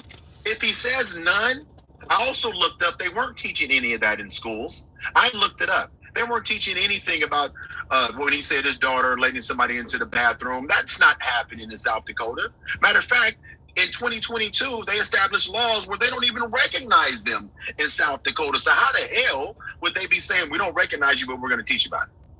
It's a good point. Well, he also said that he don't recognize transgender either. So, I mean, he sounds like he's going in line with his state. But I got to move it on. But, you did your research on that. I want to see this dohsdsite.gov. I'm going to check that out and take a look at it. Check out both of them, and you tell me, and matter of fact, and just in case, hold on for a second. Don't drop me yet. Just in case he thinks I'm bullshitting and I'm not doing my research. Because I've never been there. But there's Campbell County, Zybeck County, Cheyenne River Tribe County, Pennington County, Todd County, Gregory County, Yankton County. These are counties that have a high rates per 100 of grapes per 100,000, right? And the funny part about it, they have 508 and they only had 50 arrests. So a lot of people aren't even being prosecuted in his state, but he's worried about somebody going in the fucking bathroom. Man, save that shit. And that's what I'm talking about, Tim. If you're gonna bring it up, let's not manufacture a problem. We got enough problems. And people like Julio bringing that stuff up, he's part of the problem. And until he can show me a stat that matters, I'm not listening. All right, Mike, always a pleasure. Oh, can we get up to 115,000 before Tim gets out the car with that funk ass hat behind him? There's 342 people in here. 115,000. Let's get him up there. All right, bro. Have a good one. You too. Thank you. And he is right. Tap the screen. Get the likes up. I don't know what I just hit there, but go ahead and drop. Something froze over here. I don't know. Did the program freeze? I hit wait. It looks like my TikTok is frozen here. Let me see something here. Posted source in chat. I'll wait, says Yoshi. I don't see the source. I'm looking though. Look, I wish you had posted the chat when you said it there, because when you did the super chat, I can see it because it turns the whole screen blue. You posted the source in a way that I can't see it. I don't know. Let me know if you guys can hear me on TikTok because it froze. This is how Tim closes his Irish. What does that say? This is how Tim does his Irish goodbye. No, alter ego, that's not what happened. The screen froze. But Yoshi was saying he posted the source, and I don't see it. Bandito says the CEO of Walmart, Target, and Home Depot are closing. CEO of Walmart, Target, and Home Depot are closing. Something's missing in your statement. Are you saying that those stores are closing? I know that they met with Trump and suggested that his tariffs could lead to empty shelves, and he backtracked on what he did, but I'm not aware of anything closing. I spelled out due process rights, but you didn't read it because you are retarded.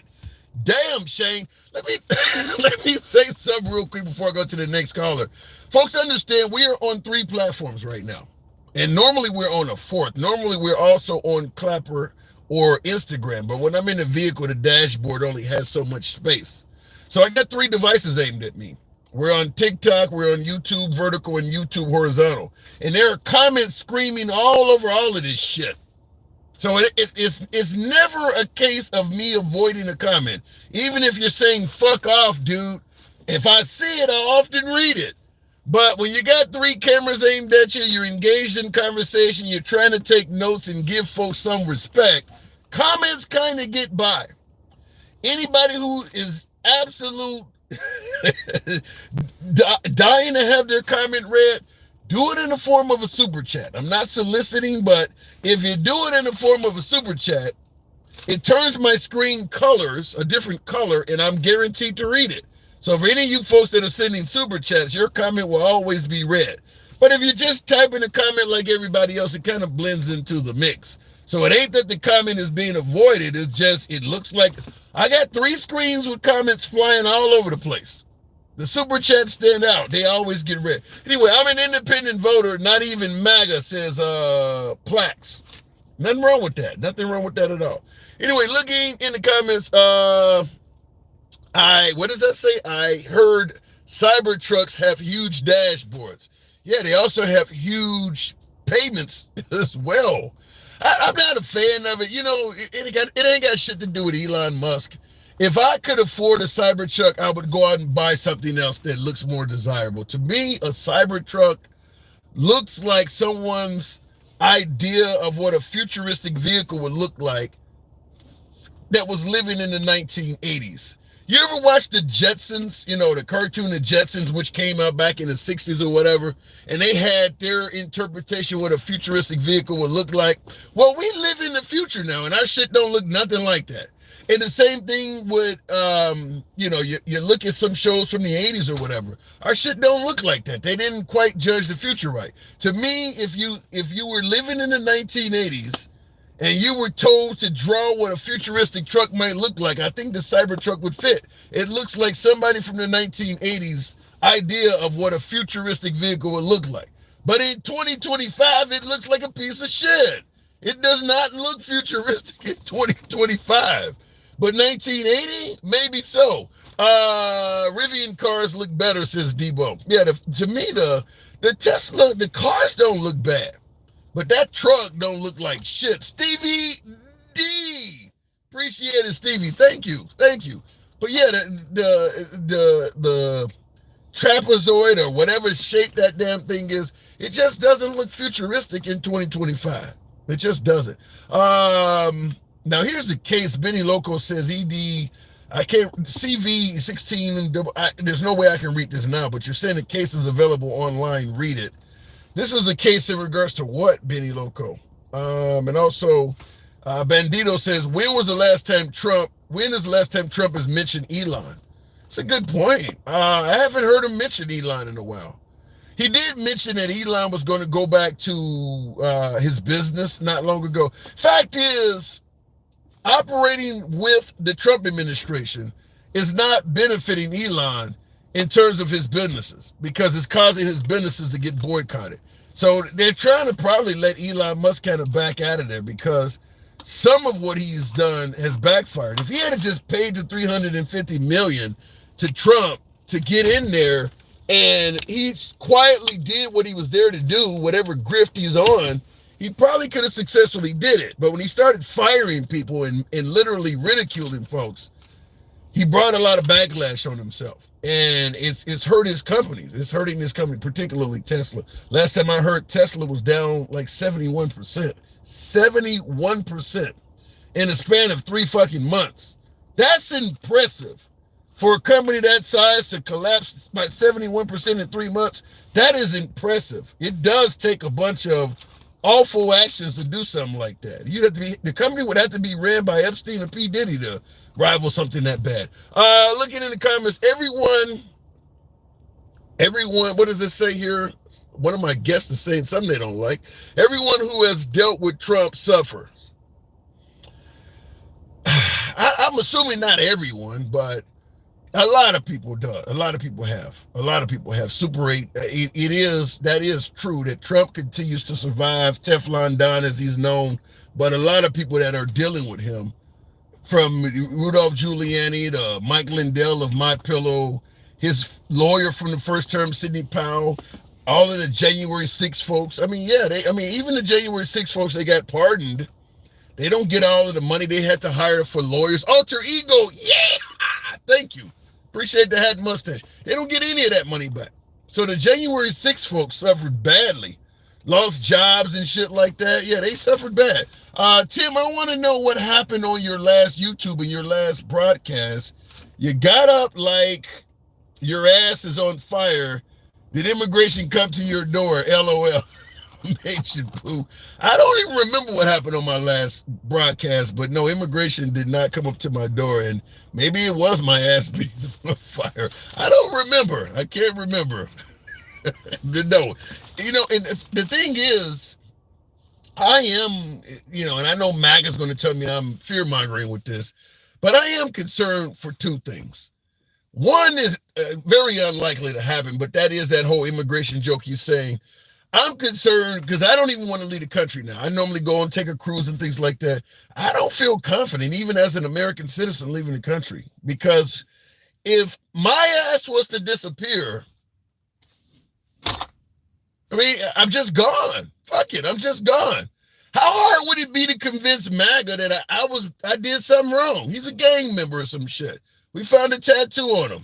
You put my fucking face on TV? Who's going to defend me? Now, there may be some folks that might point out, well, I know this dude from social media and this bullshit, but for the most part, someone like me that nobody knows that just has my look, wouldn't be hard to convince MAGA that Trump is probably telling the truth. He is a gang member, and thank God Trump got him out of the country and did the right thing. That'd be it. If you don't get due process, nobody knows if you're a citizen or not. I mean, so you're just fucking gone. You're just fucking gone. So I'm concerned with that being one thing, which is why I'm hesitant to leave the country. Number two, and this one I hope never culminates, but it does concern me because all of our lives, every live we do, it ends up being on YouTube permanently. And the Instagram stuff ends up on the Facebook account. So all of the lives are archived. Now that they're literally going through people's shit, phones, social media accounts, deporting people for being at the wrong fucking protests and things like that. One lady wrote a book. One lady wrote a book that was critical of Trump, and that was enough to send ICE after her.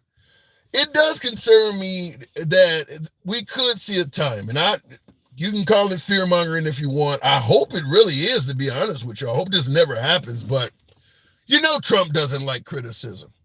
And as I state, my lives have a lot of folks that are critical of Trump, and they're all archived on YouTube and the social media pages. Once the live is done, it just posted up. If Trump turns into the person that the liberals are claiming he's going to turn into, meaning a dictator, it concerns me that the shit I have out there could end up putting me in a bad spot. It does concern me. I don't think it's so far-fetched that you should believe there's 100% guarantee it'll never happen. I don't think it's likely to happen, but the more time goes on and we're seeing more and more of the Trump administration, I'm slowly bending to the state of it's possible. I mean, it's possible. He doesn't like people to criticize him. He promised, I believe it was Sean Hannity, that he was not going to be a dictator and he was not going to be a revengeful president. Since he's gotten elected, he's done nothing but revenge. He's went after everybody he could possibly go after. So it concerns me. I'm just going to say that. Looking in the comments, though, it's over for the Democrats. They run on AOC, baby girl. I don't know what that means. I don't think the Democrats are running on AOC. I think AOC just happens to be out there talking to the people for now. I don't know if I would go to the point where they run on her. Let me go back to the box, though. Revenge is not a job. No, it's not. But if you're trying to do something different, revenge puts you in a position where you are more able to do it. You know, if you start getting rid of opposition in an aggressive manner, it scares other people from opposing you.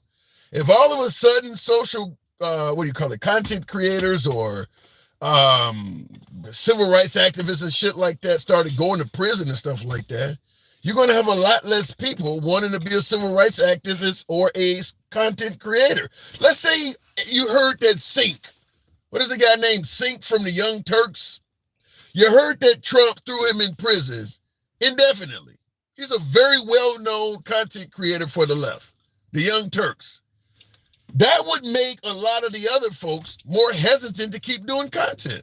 You don't need to get everybody, just a few of them. Enough of them to get the message out that if you fuck with me, there's a price to pay. That's how they kind of do it in the underworld, isn't it? Just like with the law firms, target one or two of them and the rest of them before you know it.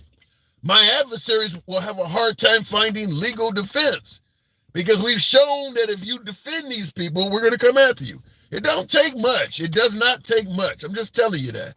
Hopefully he's not going down that path, but some of it does appear to be open to him if he wants to. I mean, it's not like anybody would believe at this point that the Republican members of Congress or the Republican members of the Senate are going to get in his way. Have you heard the Republican Senate or Congress really speak out against anything? I mean, he literally talks about sending homegrown criminals to El Salvador. Did you hear them say anything at all about that? I mean, that's clearly a violation of our laws. So I just want to point that out. If he wants to be a dictator, it's kind of open to him. At least some of it is. I mean, he's talking about getting rid of birthright citizenship. I believe that's part of the Constitution. Have you heard Congress say anything? So he could do it if he wanted to. We can talk about whether he's going to do it or not, but I think the door is kind of open right now if he wanted to. Looking in the comments, I don't know the law, but I read the judge's actions when they came to her court, says Chris. I have to look it up. Project 2025 is for real. Trump lied about knowing. The more things evolve, the more that looks true. I'll just leave it at that. Going back to the box, Michael, good evening. Welcome to the program, Mike. He's doing it now. Michael, good evening. Hi. Hey. How are you? I'm doing good. Good to have you on. What am I getting wrong tonight? Oh, thank you for allowing me to speak. I appreciate it. No problem. Yeah, I was just gonna say what you were saying is right. Like, I agree with you. Like, I support the president, right? And I agree with what's going on. And I think that you're right. I think that he's been given the power to do what he wants. And he's also been given a mandate. So, like, he's already made all these promises with his agenda. And basically, he's trying to find creative ways to solve these issues. So right now, since he does control 2/3 of the government, two branches out of the 3 branches, it really doesn't matter what the Supreme Court has to say because they're overruled. So I pretty much agree with you. For the next, at least the next couple of years, he has the power to do with whatever he wants to do. Okay, so since we agree on that part, let me ask you this. Let's talk about the man himself then. Do you think he's the kind of guy that might override that power and do something like that? I think he understands his limits. I think his last presidency showed him what the American people are capable of when they're, when you push them to a point. And you know what? I do disagree about the citizenship part about traveling abroad, because I think if you do have an American passport and an American birth certificate, I think you're probably the safest person on the planet. So not if what happens if you have an American passport and they suggest it's fraudulent? As long as you have the American birth certificate or something, a social security card, I think you'll be A-okay. I don't think that anyone would charge a real American, with anything. I think that there isn't a country on this earth that would try to hurt an American. What? What? You heard about Brittany Griner? I did, but I'm not that familiar. And I did want to bring up about the SA part. The last 2 celebrities to be accused of SA are Shannon Sharp and Odell Beckham Jr. And I forgot there was another famous dark comedian that I'm unfamiliar with their name, and they were the last celebrities to be charged with SA. Okay. I don't know what that's got to do with the program, though. I don't know. We've been talking about celebrities. Because someone was mentioning some stats about SA. No, the SA stats revolve around the rights claim that the transgender community should not be in the bathroom with kids of the opposing gender because they're going to abuse them. That's where that comes from. This is all about the trend. I don't want a biological male in the bathroom with my daughter because I don't want my daughter to be a subject of abuse. The claims were that that's not happening, and he pointed out the individual who said that lives in South Dakota. And my last caller was pointing out that in his state, there's a lot of folks being abused, and it's primarily by straight males. Right. Okay. So getting back to this passport thing, though, I believe there's an American already that was grabbed by ICE and had to show his birth certificate, and they were not accepting that. I believe that something like that has already happened where the guy was detained for several days while his mom was showing his birth certificate, and they didn't want to let him go. Do you have the individual's name? Somebody in the comments, let me know, because I see already somebody says there was. Folks already know who I'm talking about. It happened in Florida. It happened in Florida, so it probably ain't hard to find it. But yeah, they detained the guy. He had a birth certificate showing he was born in the country, and they wouldn't let him go for several days. It took I don't know what the hell it took, but they wouldn't let him go. It is not Garcia in the comments there, Wanda. It's not Garcia's the guy that's down in El Salvador. It's not that guy. But yeah, somebody said a U.S. citizen with his social security number in hand was still in ICE. Yeah, they're grabbing innocent people, Michael. That's the problem, is that they are grabbing folks they have no business grabbing. That's why they're constantly telling them you got to bring some of these people back. They're grabbing people so quickly, and in some cases without due process, that if you had due process, it would help prevent some of these mistakes from happening. But when you start saying, well, these people don't have no rights and all of this other stuff, that's where this is coming from. Right. But does this do you agree with that? Wait, hold on. Before you continue, considering you voted for Trump, do you agree that illegal immigrants should have no rights at all? Do I agree with it? I mean, that's a very touchy subject. That's a very easy question to answer, though, shouldn't it be?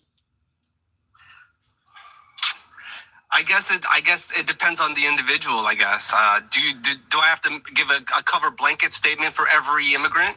I want you to answer this any way you can. Should illegal immigrants not have rights? However you want to take. I want to hear your answer on this. Of course, they deserve human rights. Everybody deserves human rights. And I believe that America, serves that purpose. They do give human rights to everybody.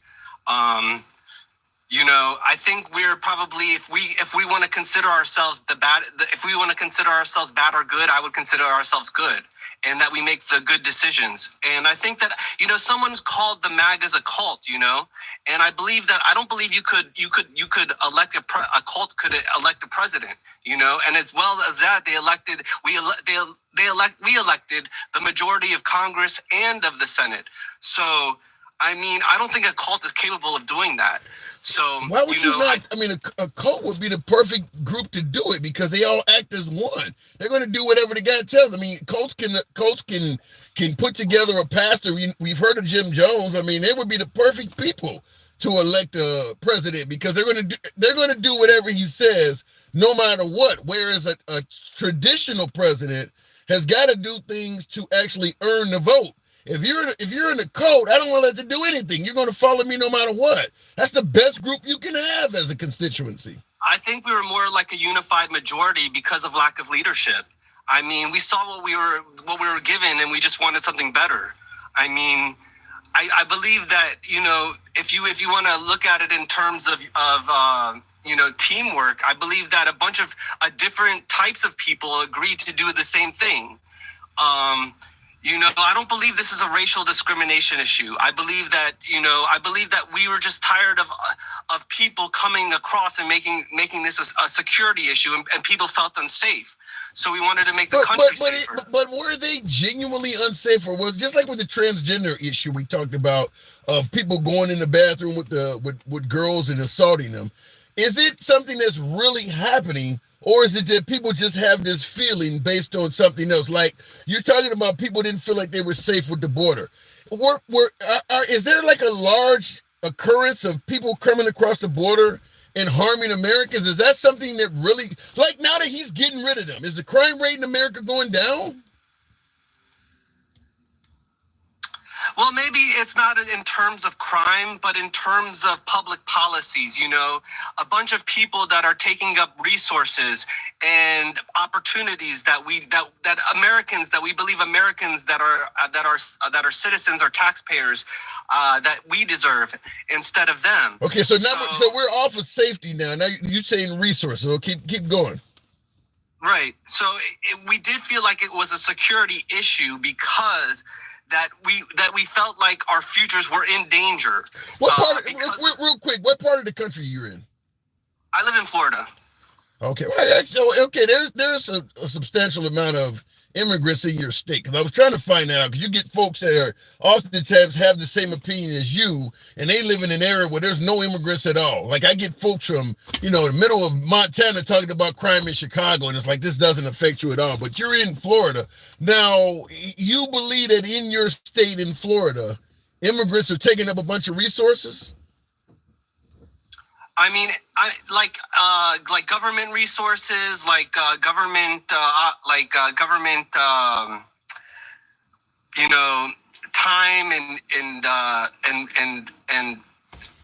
and opportunities, basically, that other people could be by driving the market into a what's the best way to explain it? It's either you accept it or you don't. Like, Americans could get these jobs at a fair price or a fair market wage, but they're offered like, basically you can pay someone a lot less to do the same job just because they're available. Well, okay, and I agree with that, but here's what I don't understand. This is very similar to the whole manufacturing needs to be brought back from China. Why are we blaming the foreigners when Americans are the ones that's doing this shit? The immigrants did not come into America and force people to hire them. No more than the Chinese demanded manufacturing go over there. It's right. Americans that, if you want to blame what the immigrants are doing, if according to the stuff you're saying, Americans are the ones that are. It's not the countries themselves. It's actually corporations. They're exploiting the Then why the hell are you not angry with the corporations? Well, they're the ones that are suffering right now in the market. That ain't what I asked you. Why is there no outcry from MAGA about all these corporations? That's where these people are getting jobs. Well, they're working for farm. Go ahead. Right. That's where these tariffs came in. Now we're going to punish these countries for working with these corporations to allow slavery to basically exist. You're still talking about punish these countries. I'm saying we would not have an illegal immigration problem in America if Americans were not trying to circumvent paying you and me a fair salary and hiring these people. Our problem is in-house. You can't blame them for coming and taking the jobs no more than you can blame China from saying, if you want to send manufacturing, we would happily take it. You're not blaming the actual culprits. You make a lot of great points, but China has been working with a lot of American companies to exploit their labor market, and basically they can make products for extremely much lower cost. Right, but that goes exactly back to what I said. China has been working with American companies. American companies know that they don't follow any labor laws over there, that they don't care about human rights abuses. They got kids working for them. Why are we not going after American companies? You don't need to go after China. If you tell the Americans, if you go and do something with this country, we're going to fine you or we're going to punish you some kind of way. Why not go after Americans? Because what they do is they create dummy corporations. Like they create like a big corporation could just make another corporation and maybe establish it in another country and use their laws to exploit American consumers. So basically, They really don't care really about America. They want to exploit us for all we can give them. So basically, they're gonna use other countries to give them products that at a much lower cost and sell it to us at a much more higher rate. So that's how they're exploiting us, and that's how the tariffs are gonna basically we're gonna have to rework our negotiations with every single country based on how much they've been exploiting us in the past. So that's where this all came from. Yeah, I don't get the mindset of it. None of this stuff would be happening if we did not allow greedy businessmen in this country to work with those people.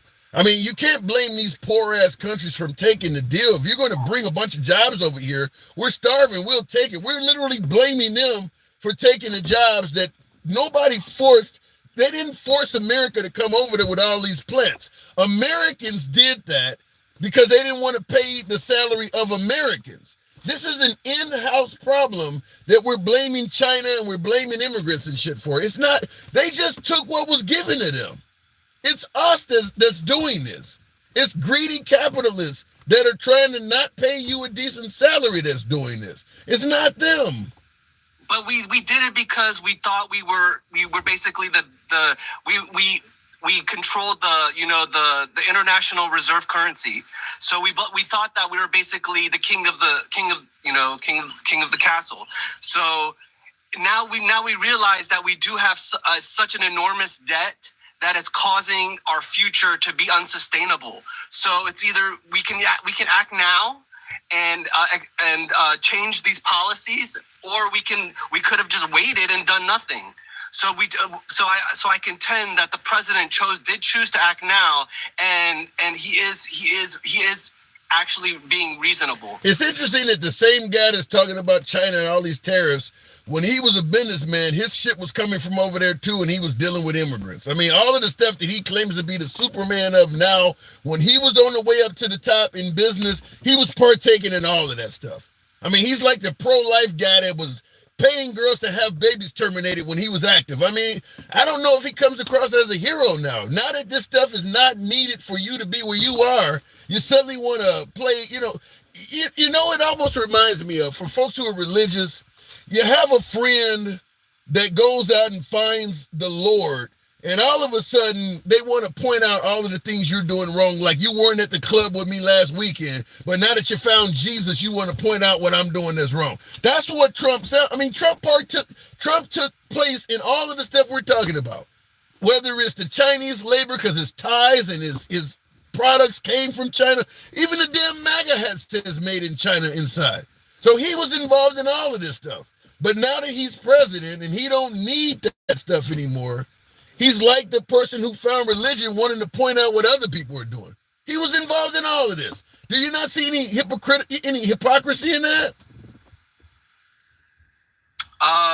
You're right, but God said that we're all sinners and that we are judged equally among all of us. So, I mean, as long as we have the opportunity to repent, and we have the free will to do that. So, if we're talking in terms of religion, I think that anyone can become a Christian. It doesn't matter who you are.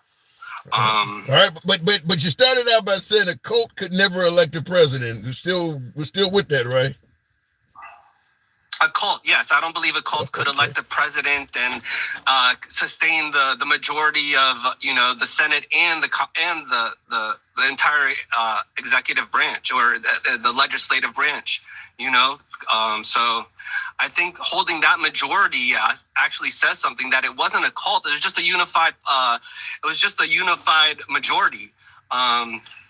And we all just came to terms that we just needed better leadership, and we agreed that that this might be a good time to act, and that's why we did. That's why I contend that's why we won. You think that? Let me just ask you this, and I get not favoring Biden or Kamala Harris. I'm not even going to go down that road, but we know that Trump was primaried by everybody from Nikki Haley to Chris Christie to Ron DeSantis and all of them. You don't think any of them would have made a better leader? Personally, I didn't see it, and I just saw that. I just understood that I believe that the best leadership was the current president, and that's why I did. That's why I did. I'm very happy with what's going on. I was just about to, I got to move it on, but I was just about to ask you that scale of 1 to 10, 10 being the happiest. How happy are you with the first 3 months of Trump? I'm very happy because he's acting and he's doing it early, and he understands that he does have a limited time because, like you said, in the midterms, anything could happen. So I'm pretty happy with what's happening. All right. Well said. Anytime, this is our first time talking? Excuse me? It's our first time talking? I've been on a few lives. So.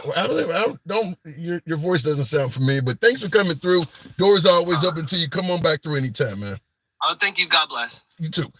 That was an interesting one. We disagree on just about everything, but he's always welcome back. And that's how the program is ran. We don't block, ban, or censor. Tap the screen. Get us on up to 120. We certainly can make that happen if you will. God bless you, Handsome, for giving everyone a platform. Thank you, Lizzie. Appreciate the compliment there. We certainly do. Juan Carlos Lopez Gomez. Bandito was saying that's the name of the U.S. citizen and actually had his social security number as well. Juan Carlos Lopez Gomez. I would hate, this is one of the times I would, I don't normally say this, but shit, I'm kind of glad I'm black as opposed to being brown. I would not want to be brown right now. Certainly not with tattoos. If you're brown with tattoos, stay home. Stay in the crib. I mean, it's just not safe out there for you. It's hard out there for a bandito. Speaking of bandito, 805 says U.S. citizens, immigration attorneys are getting deportation paperwork. I did a video on that. Where do they go if they're born here? I did a video on that. You are right. In fact, I've done some U.S. citizens. There was this white guy in Pennsylvania I did a video on. That's an old white guy, like in his 60s, received a letter telling him he had to self-deport. And he's like, what the fuck? So the idea that this is only happening to people that should get the letters is not true. They're making a lot of mistakes. So if you allow the administration to deport what they're telling you are illegal immigrants with no due process, you can be guaranteed some Americans are going to be gone, because there's been some immigration attorneys, as Bandito pointed out also, that have received letters telling them to self-deport. They're sending this shit out to Americans. So I mentioned earlier going on cruises, Carnival, Royal Caribbean, Norwegian, these type of cruises you go on. If they have sent paperwork to you as an American citizen telling you to self-deport, which there are plenty of cases that has happened to Americans. Let's say you didn't get the paperwork. It didn't come in the mail, got lost in the mail. Maybe you own more than one property, went to the wrong address or something like that. Understand, when they send you a letter telling you to self-deport, that is in their database that you need to self-deport. So if you go on one of these cruises, like I mentioned, or you travel internationally, when you come back in the country and they punch your name in the computer, the shit's going to pop up that your ass has been told to self-deport. Now, eventually, hopefully, you'll be able to prove you have a right to come back into America. But that could be hours, days, months. You don't know. It could take a long time before they straighten that out. Let's say you're coming in on a Friday. Maybe you have to sit in for a weekend until a judge or somebody can. You just don't know. They're sending this stuff out to Americans. So the idea that you can't get caught up in this if you're a U.S. citizen, when they're sending this paperwork to U.S. citizens, is incredible. It's incredibly wrong. If you're coming in and they punch your name in and it shows that you were told to self-deport, they got to act on that. They're going to detain you. What if you get pulled over doing a traffic stop in one of these states that's really working with Trump, and they punch your name in and it comes up that you've been ordered to self-deport, and you are in one of these areas where the sheriff or the police are working with ICE? They're going to yank you out of the car and tow your shit, and you're going to sit somewhere until that is figured out. American citizen or not. Some cop on the side of the road ain't going to go through that. He going to do what his job says. Bring your ass in. So the idea that you can't get caught up in this as an American citizen is flat out wrong. Illegal immigrants pay taxes too. That is true. A lot of folks don't give a fuck. I think we've come to that conclusion. A lot of people don't care though. Proportionally, you're going to get sent out to Africa, Congo, or South America. I hope you're wrong on that. But anything can happen when they don't have due process. I mean, that's what Trump is trying to find, is somewhere to send people who do not have a country of origin. So if you're an American citizen and they grab you for deportation and they don't allow you to prove you're an American citizen, then they're going to likely send you to one of those. I mean, I think it is just wrong to assume that this can't happen to a citizen when so many citizens are receiving letters. I think that if you believe that, you're really setting yourself up potentially for disaster. I'm just not comfortable right now traveling internationally. I'm just going to say that again. We'll continue on with the program. I don't know what I'm looking at here, but we'll go to the next caller there. Jeremy, good evening. Welcome to the program. I think I hit that. What did I hit? I got to hope you're off. Arsha, sorry about that, Arsha. I didn't see that. If it brings them up, I think the thing may be stuck. Let me see here. We'll give it a moment to reset. I may have to reset it. I don't know what just happened there. Okay. I'm